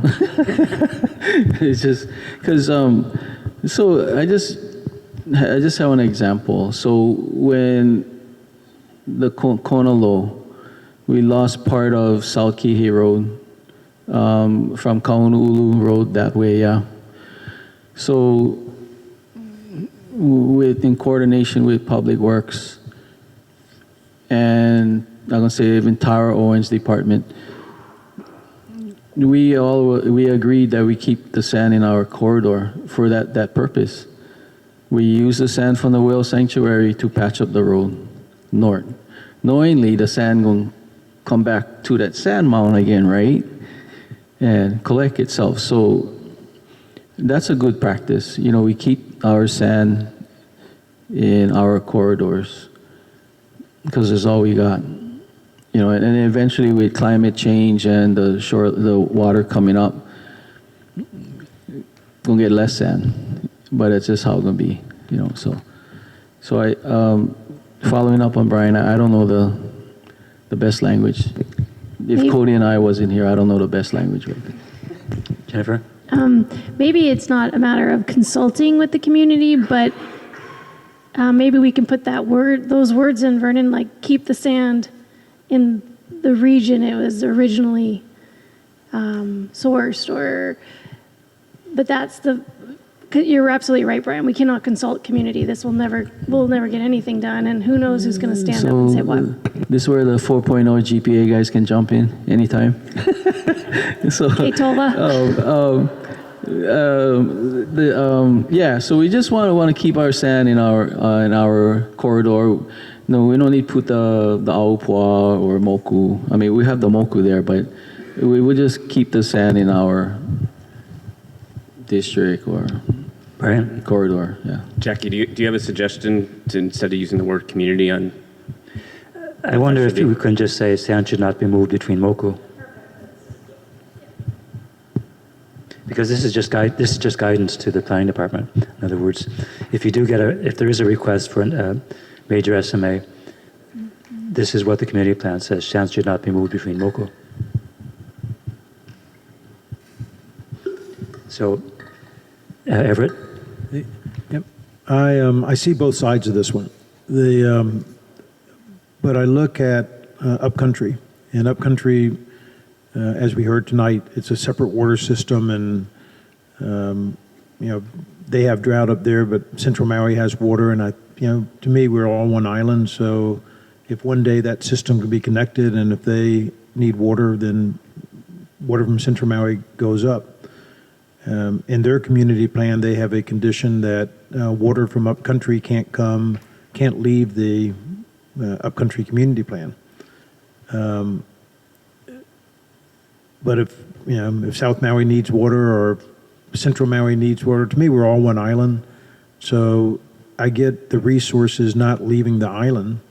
Before we were exporting sand to Oahu, which I think was a really bad thing.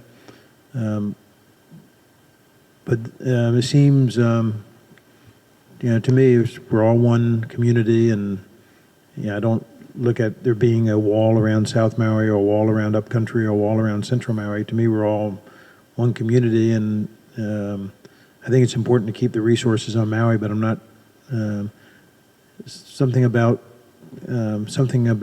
restricting the resources to one area, one part of Maui, just doesn't, for some reason, it just doesn't feel right.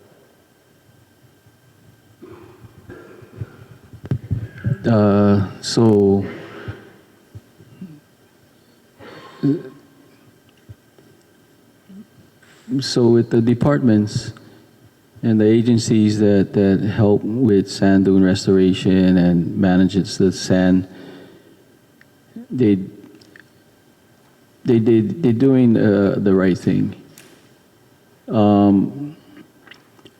The trick is, like some of the big trucking companies, they're on board and following what they need to do. But there's plenty other smaller companies. They'll come from the back door and they just haul sand. Good example, the kiawe trees. Our kiawe trees are getting cut down and sold on social media like crazy. But these are people probably not from here. But the kiawe tree has always been a fixture of South Maui or Kihei. And to see that is still a resource. It still has its place in Kihei. But the reason why I put that is also to keep things in check with the community. I really hate to see 6 truckloads, because it is a commodity also. but culturally appropriately, we got to manage our resources. I get the part about the water too, what you're saying, but our sand is, we're losing that. And not all moku would feel the same way, depending on where they're at, their sea level rising. For us, we losing South Kihei Road. So am I complaining a whole lot? I don't know, because we're going to lose South Kihei Road, in about 20 years. We got to figure out another way to. So I still think we got to malama our sand in our moku. If somewhere else needs the sand, then at least we'll be in the discussion. How that sand going to be utilized? Is that the proper thing to do, to let that sand go? So, hope I making sense.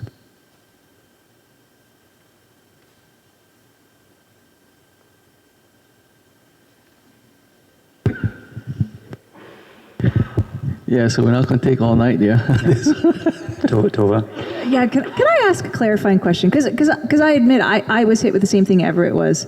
We just listened to how much water we're using from everyone else's moku, and we're up a creek without it. And then the next line is, what we've got, we don't want to share. And that did sort of strike the same thing, like we don't have a breadbasket here in South Maui. Hopefully they're going to generate some more food in Central Valley, and we're going to enjoy eating it, and that's not our moku.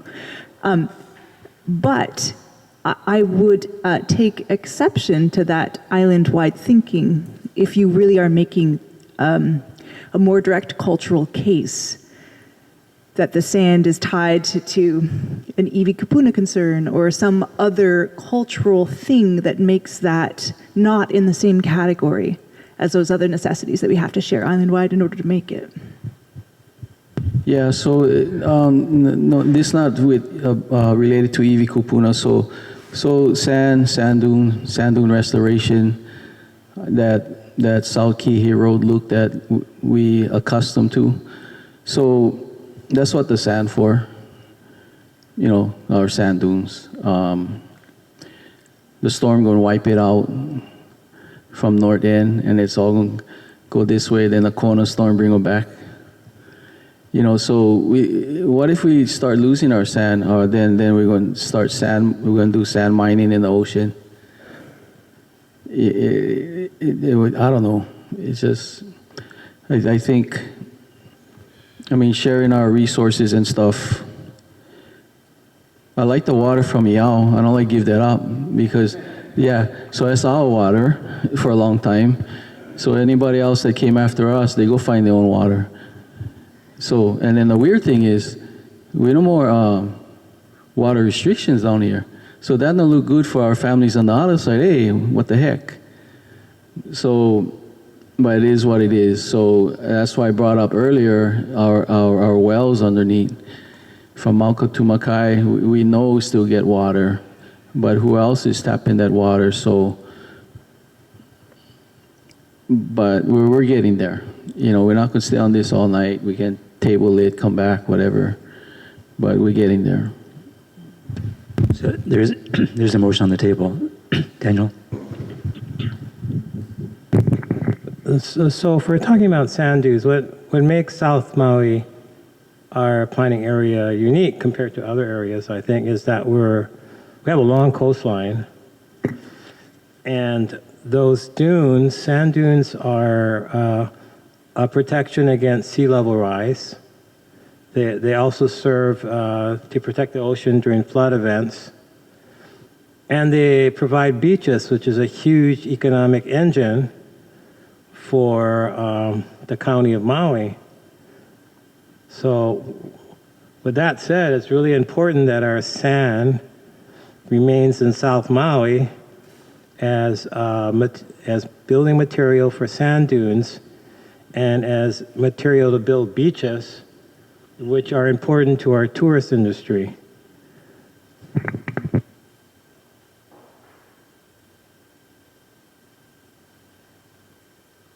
So we have a motion and a second, which is as written. Sand should not be moved between moku without consulting the community.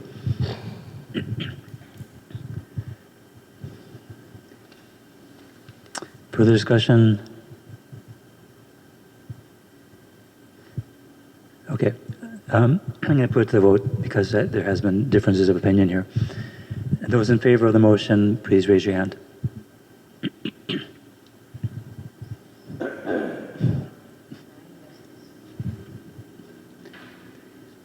And those opposed?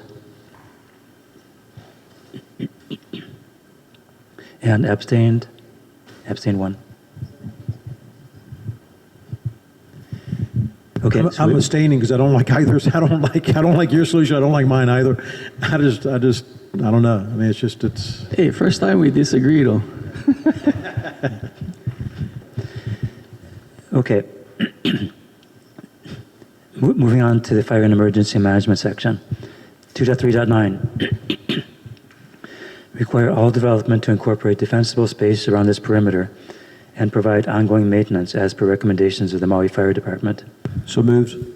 Moved by Everett, seconded by Jennifer. Discussion? Any objections?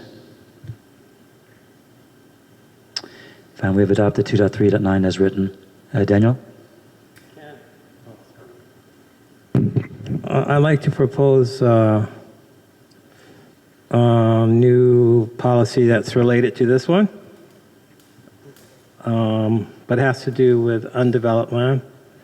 It would be something like require or encourage landowners whose undeveloped lands abut development to incorporate defensible space around its perimeter and provide ongoing maintenance as per recommendations of the fire department. I'd like to propose that. I make a motion. Basically, it's the same as 2.39, but we're talking about landowners whose undeveloped lands abut development.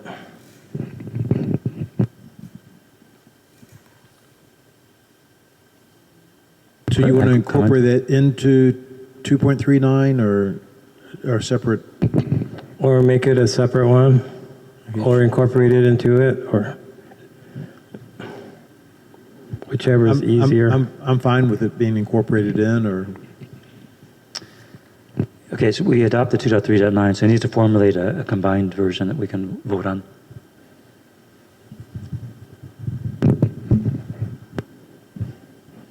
Well, if it was incorporated, it would be just one other sentence that would either say require or encourage landowners whose undeveloped lands abut development to incorporate defensible space around its perimeter and provide ongoing maintenance as per recommendations of the Maui Fire Department. Yeah.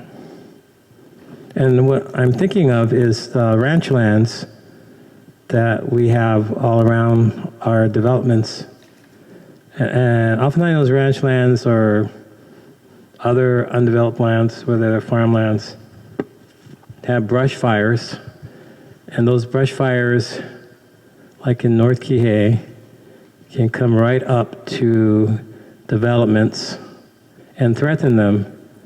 And when I asked the chief, the fire department about that, they said they recommend that these landowners do cut back vegetation away from developed areas so that there's less fuel for brush fires. So that's why, given what he said about that, I thought maybe we could incorporate it into this. But I'm not sure if I should use the word require or encourage landowners to do that.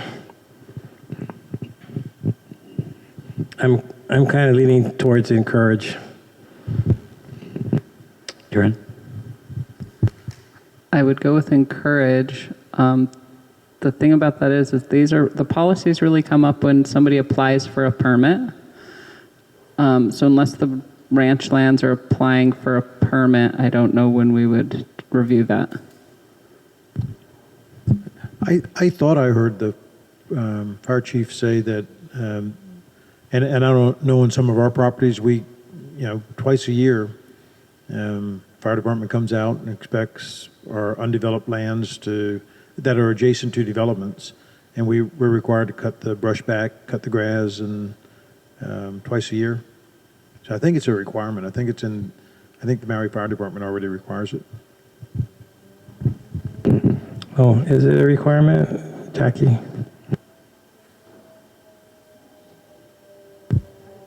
Okay. Yeah, I believe Everett's right. There are laws, and he said that even if the laws, even if they're abiding by the law, and you feel neighboring that it's still endangering, they can come out and assess it. Isn't that what he said? Yeah.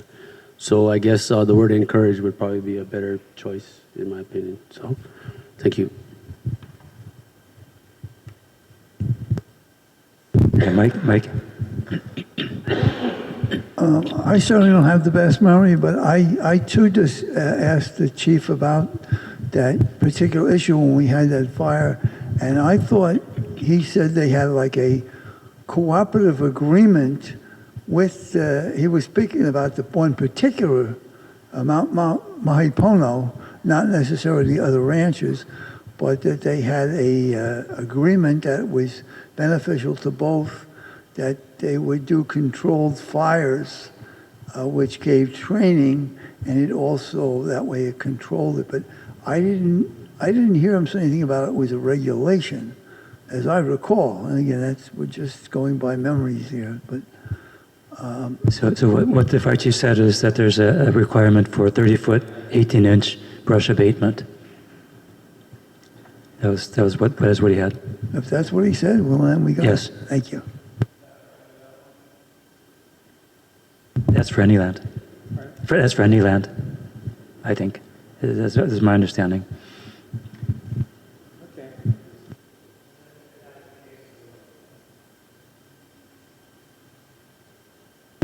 I withdraw my motion.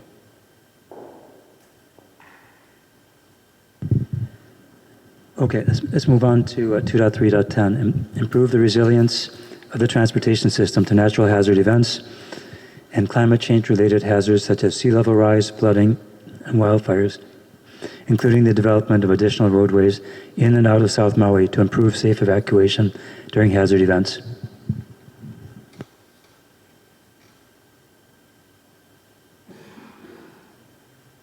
So moved.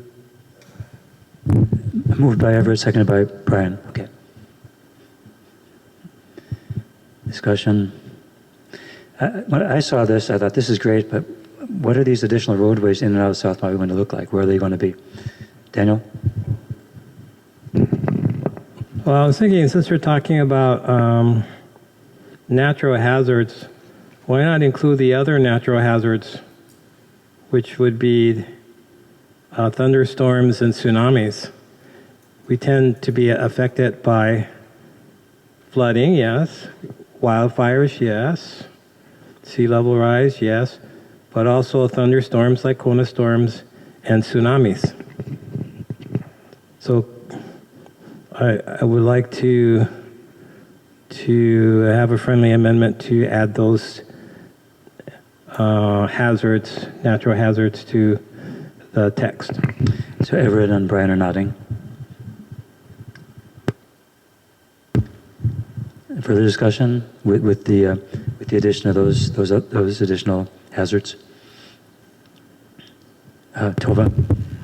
Just a note that in my reading of it, because it's listed as general, it refers to natural hazard events and climate change related hazards. They're only providing examples.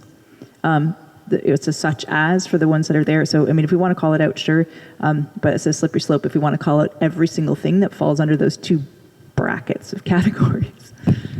There's only two more things. And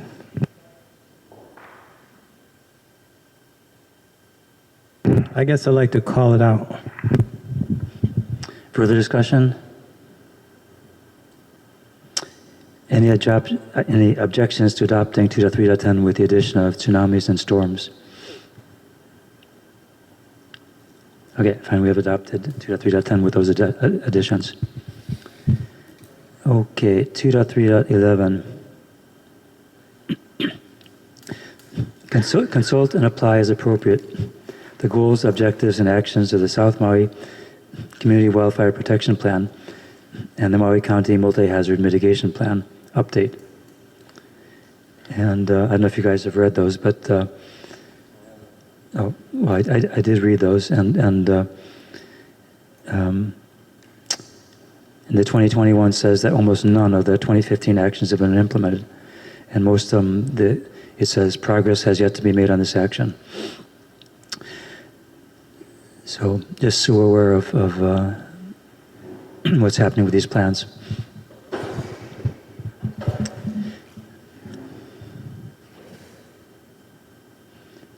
I know you're not supposed to make motions, but since I didn't read the Maui County Multi-Hazard Mitigation Plan, do you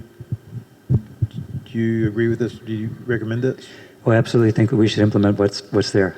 I wish there was more. I make a motion that we do this then.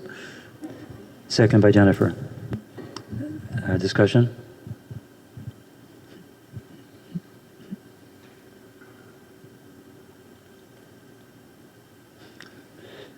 Oh, Daniel?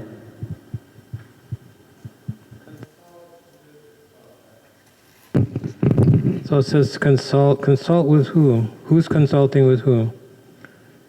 And apply as appropriate the goals, objectives, and actions of the South Maui, yeah? Who's doing the consulting? The planner is doing the consulting when they're reviewing the plans. Oh.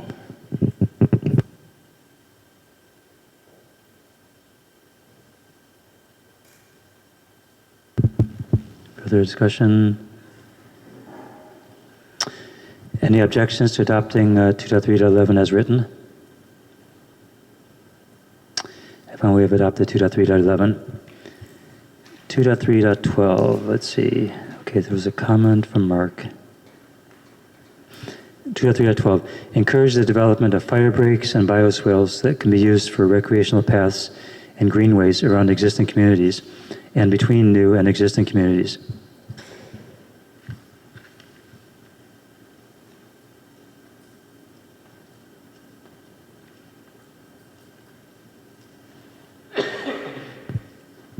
Mike? I think we should incorporate the language that Dr. Dicos is asking us to add in. I think he has outstanding knowledge in that field, and I think if it's going to make it better, that we should consider it, even though he's not a South Maui resident, but I don't think we want to shut him out because he's not. I think we should consider his expertise and try and incorporate his language into that. Thank you. I think he's mostly supporting the language there, but if there's anything in his comment that you'd like to include, you can make a motion to adopt the 2.3.12 with those changes or additions.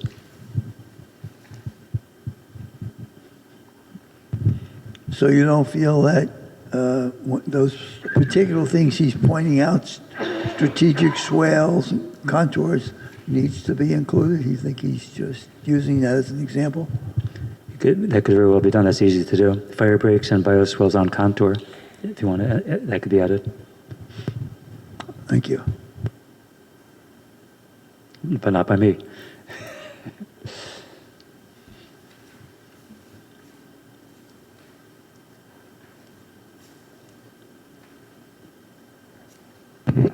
I like the word strategic to add in there as well, because it all has to be a part of the big plan, right? Would that help? Yeah. Question to planning department: would adding the additional description in Mark's comment, would that guide you in any way or add anything to your decisions?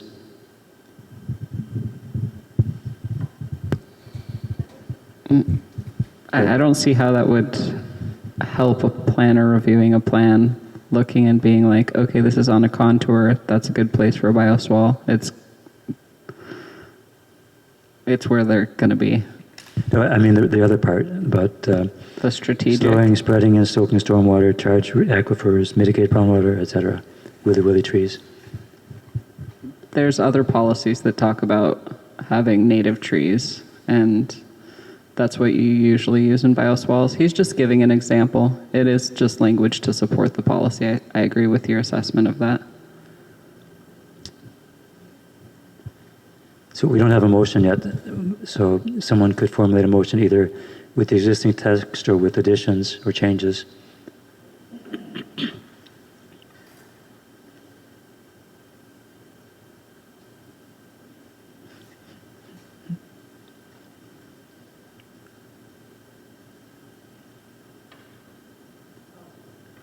Tova? Can I motion to adopt as is? Absolutely. Seconded by Jennifer. So the motion is to adopt the text as is. Further discussion? Any objections? I find we have adopted 2.3.12 as is. 2.3.13 require new buildings that serve as emergency shelters to be built to hurricane standards and support existing buildings that currently serve as emergency shelters to be retrofitted to enhanced hurricane protection area standards. So moved. Moved by Everett, seconded by Brian. Discussion?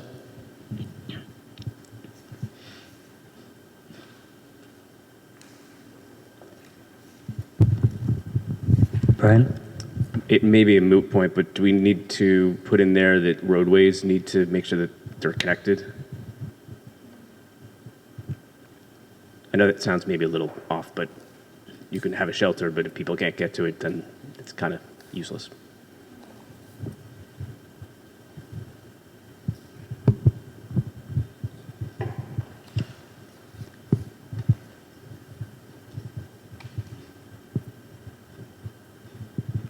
Tova? Can't disagree with what you say, but I do wonder if that's captured when we talk about the transportation section of the plan that's talking about connecting those hubs. Yeah, that's why I and said this is maybe like a moot point, but- specific to a hazard, hurricane, don't send people to a place with no roof kind of thing. Guessing we've got it covered.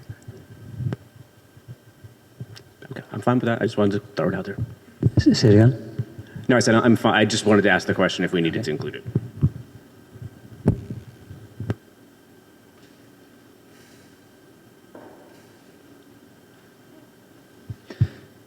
Further discussion? Any objections? I found we have adopted 2.3.12 as written. I'm sorry, 2.3.13 as written. And we're on to the water section. First one is 2.3.14. Require new developments to install landscaping that reduces water use with drought-resistant and microclimate appropriate design and plants emphasizing native species. Use water catchment systems to support irrigation and gray water were allowed by the State Department of Health.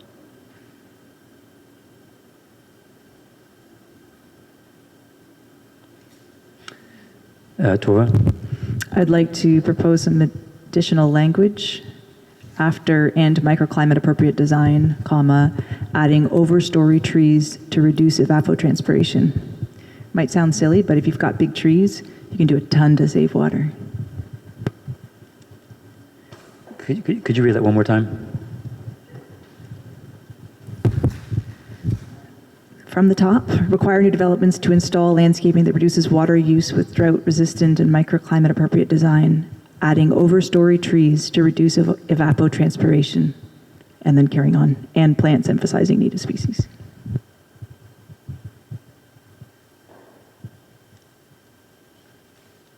I'm sorry, I couldn't hear. Over what trees? Okay.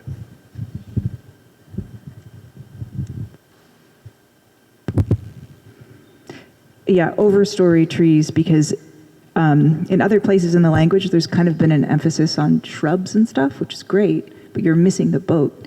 If you want to be protective, from these heat islands we're creating everywhere and change the way water's cycling in the environment, you've got to have big trees in the picture. There's tons of science to support that. Would willy trees fit that? Yeah, I mean, I think it's great to have it be a general thing. Willies are really unique and awesome, and I hope they will, because I've got 2 growing at my house. But I've got 200 in the nursery that I really want to use. I mean, they don't create the type of shade of the overstory trees that I'm thinking of, but all trees, in my opinion, are good trees. Vernon? Just to clarify on water catchment systems, is that like above ground or below ground or no matter? Water catchment system? It doesn't define if it's above ground or below ground. It's just saying to use them. So we live in South Maui. Hardly rain. Yeah. I mean, on Big Island, a lot of the homes get, depending where, just looking at. So we require new developments. So I guess to install it, right? To install it, and then if rain, then there's a system. Okay. Vernon, that's a good point. You're making a good point, because that just drives up. Yeah, because you're gonna have to make one for every house you make. Yeah, that just drives up the cost of housing. It's a good point. In South Maui, I don't think it really works. But I don't think it just drives up the cost. And I don't think it's going to have much. Yeah, I was just looking at if if that makes sense. But if it's required in all new developments, I can see that it's just got to be put in. And if it rains, then hope the water system catchment work when it rains, because it'll probably be sitting for a while. So that's just me thinking, that's all. What if we change the last sentence to use water catchment systems to support irrigation and gray water where available? I think we just delete the first part of the sentence. Delete the first part and then pick up, use gray water where available and allowed by the State Department of Health. So where I live in South Maui, we get very little rains. This would not do anything for us at all. I agree, but I think the gray water. I mean, I think if the effluent lines could be extended, and we could all hook into the effluent lines for landscaping, that'd be great. But there is another aspect to this, which is that when rain does fall, that it be put to use, and it wouldn't necessarily be a water catchment system. It'd just be there are more modern ways, more progressive ways to lead the water when it runs off, when it does run off. That's all. So it wouldn't be catchment, but maybe it would be so insignificant in South Maui anyway. It's not worth having. So we had a motion from Tova. Did we have a second? Seconded by Jennifer. And then it's up to you whether you want to take that as a friendly amendment. Yep. I mean, yes, please, I do. You're accepting that as a friendly amendment? Jennifer? Okay. So so it means we're just removing the water catchment systems. Okay. So use gray water where allowed by the State Department of Health. Where available and allowed. Okay. Use gray water where available and allowed by the State Department of Health. And we got the first part about the overstory trees, overstory trees. Further discussion? Any objections? adopting 2.3.14 with those two changes.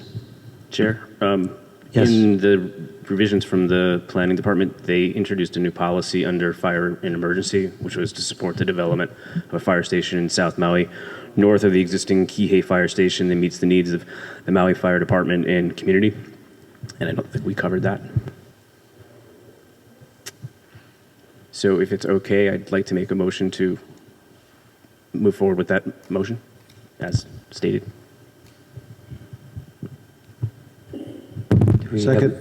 Second by Everett. Assume Everett. Okay. Mhm.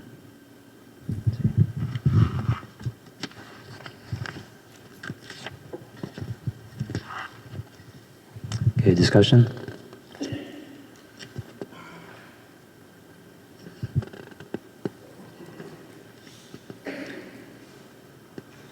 Any objections?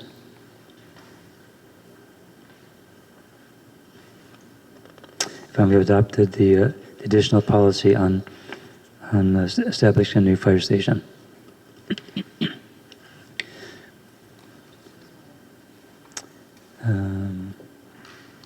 Okay. It is 8:31.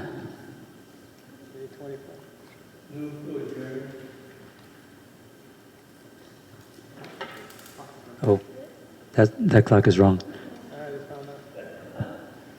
So, let's see, what do we have left? We have 5 more. We have four. We have four items under wastewater.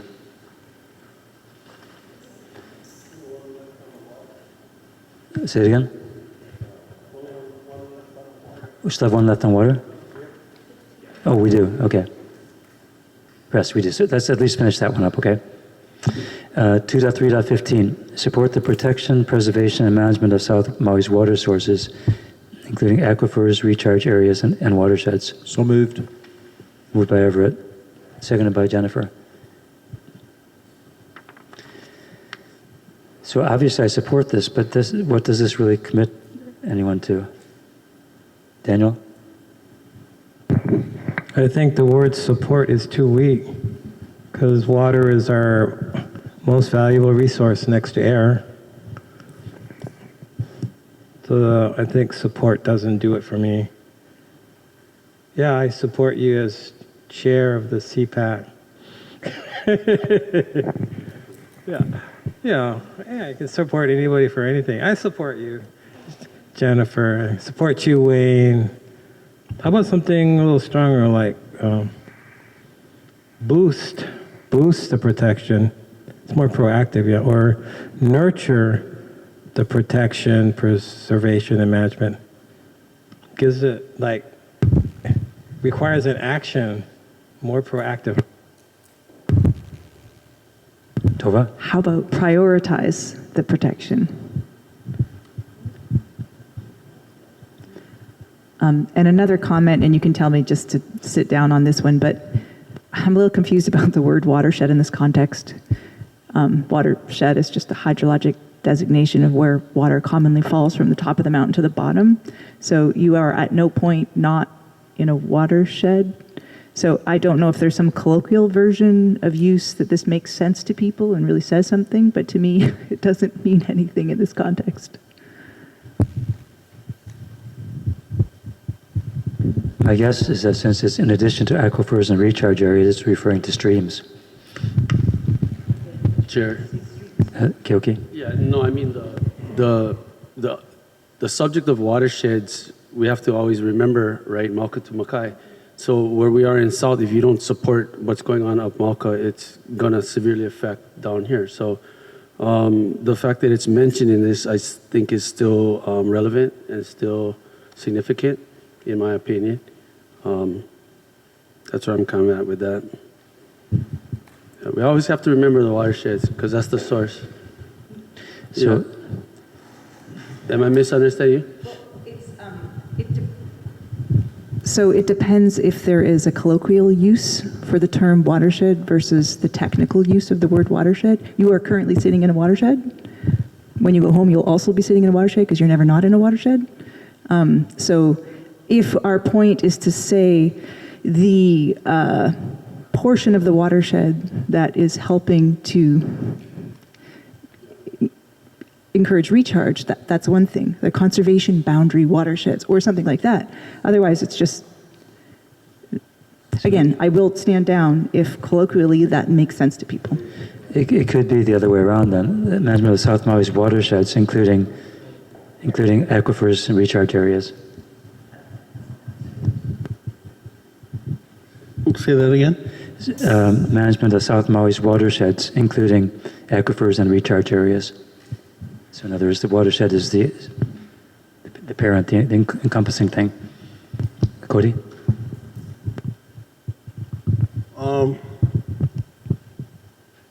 This is something to do, something different, so I'll wait till we're done with that. Daniel? How about the protection, preservation, and management of South Maui's water resources, including aquifers, recharge areas, and whatever we're saying for the watershed, should be the highest priority in the South Maui planning area.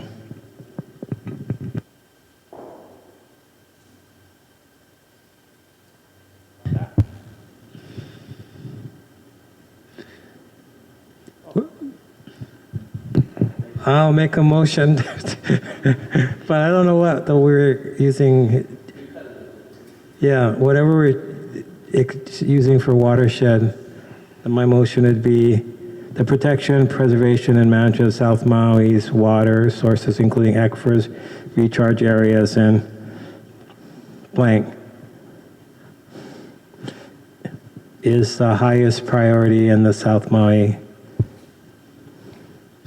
planning area, whatever. So there could be management of South Maui's watersheds, including aquifers and recharge areas, is the highest whatever priority. else you want to put in there. But I just want to make it the highest priority because, you know, for the Kanaka, the water was the most important of all our resources. Not just Kanaka, I mean everybody. Tova? Just a quick language suggestion. Could we just jump to prioritize above all else? The protection, blah, blah, blah, blah, blah. Like, put it up front. Isn't that more of an action, though? I think it's guidance to planning if they have to make a choice whether or not to approve something. What are the priorities? The highest priority is this.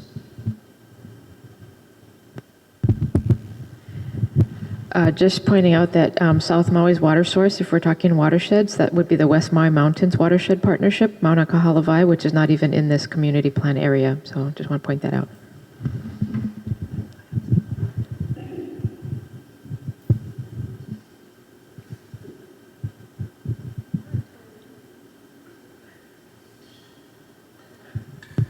So, well, I'm going to do right now.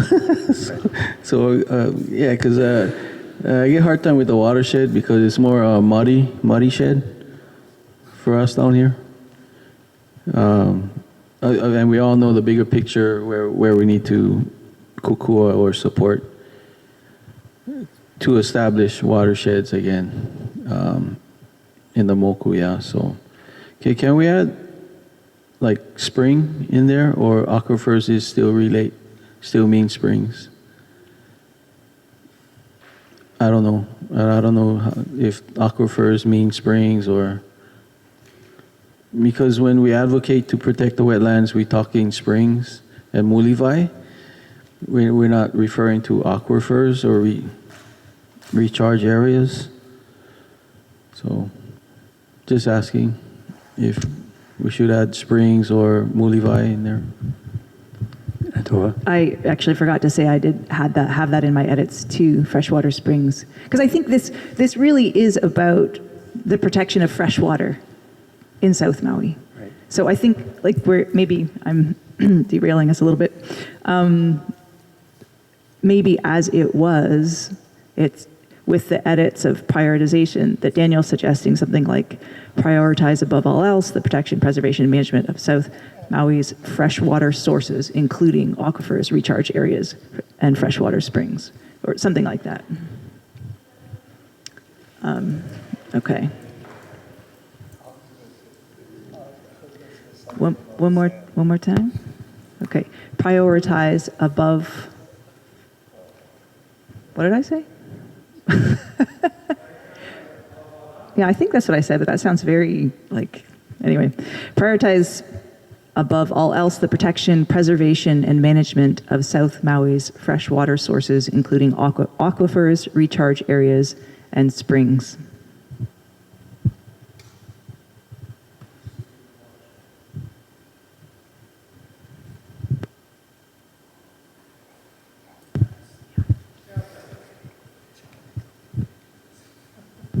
Okay, we have a motion and a second. Discussion? Brian?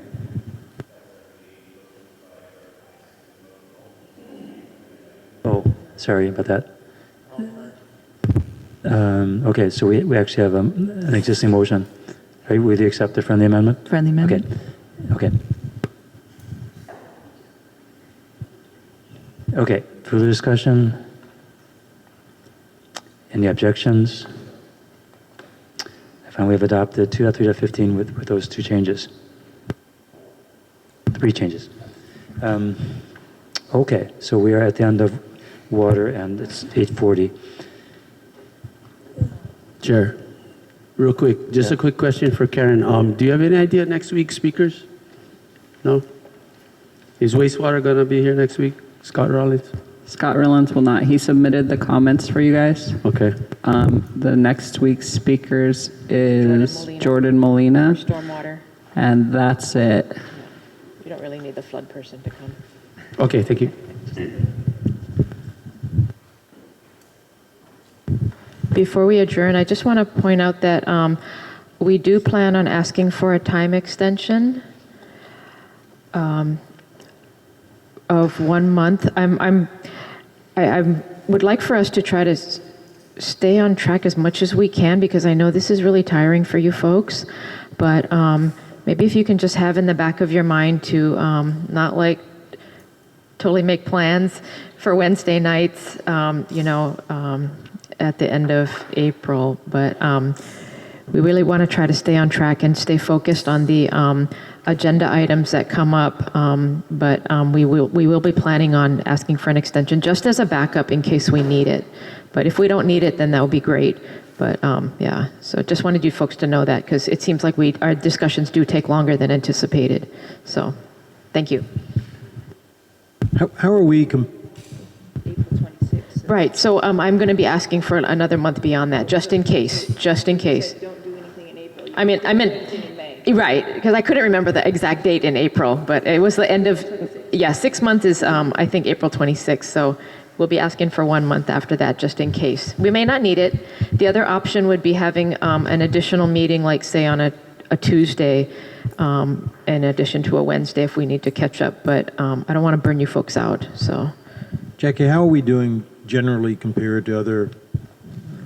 I defer to Karen. She's really on top of it. How are we doing compared to other community plans? Are we about par? Are we below par? Above par? What? Yeah. Generally, everyone asks for an extension, but you guys could be on track to finish, but you got to get through the policies.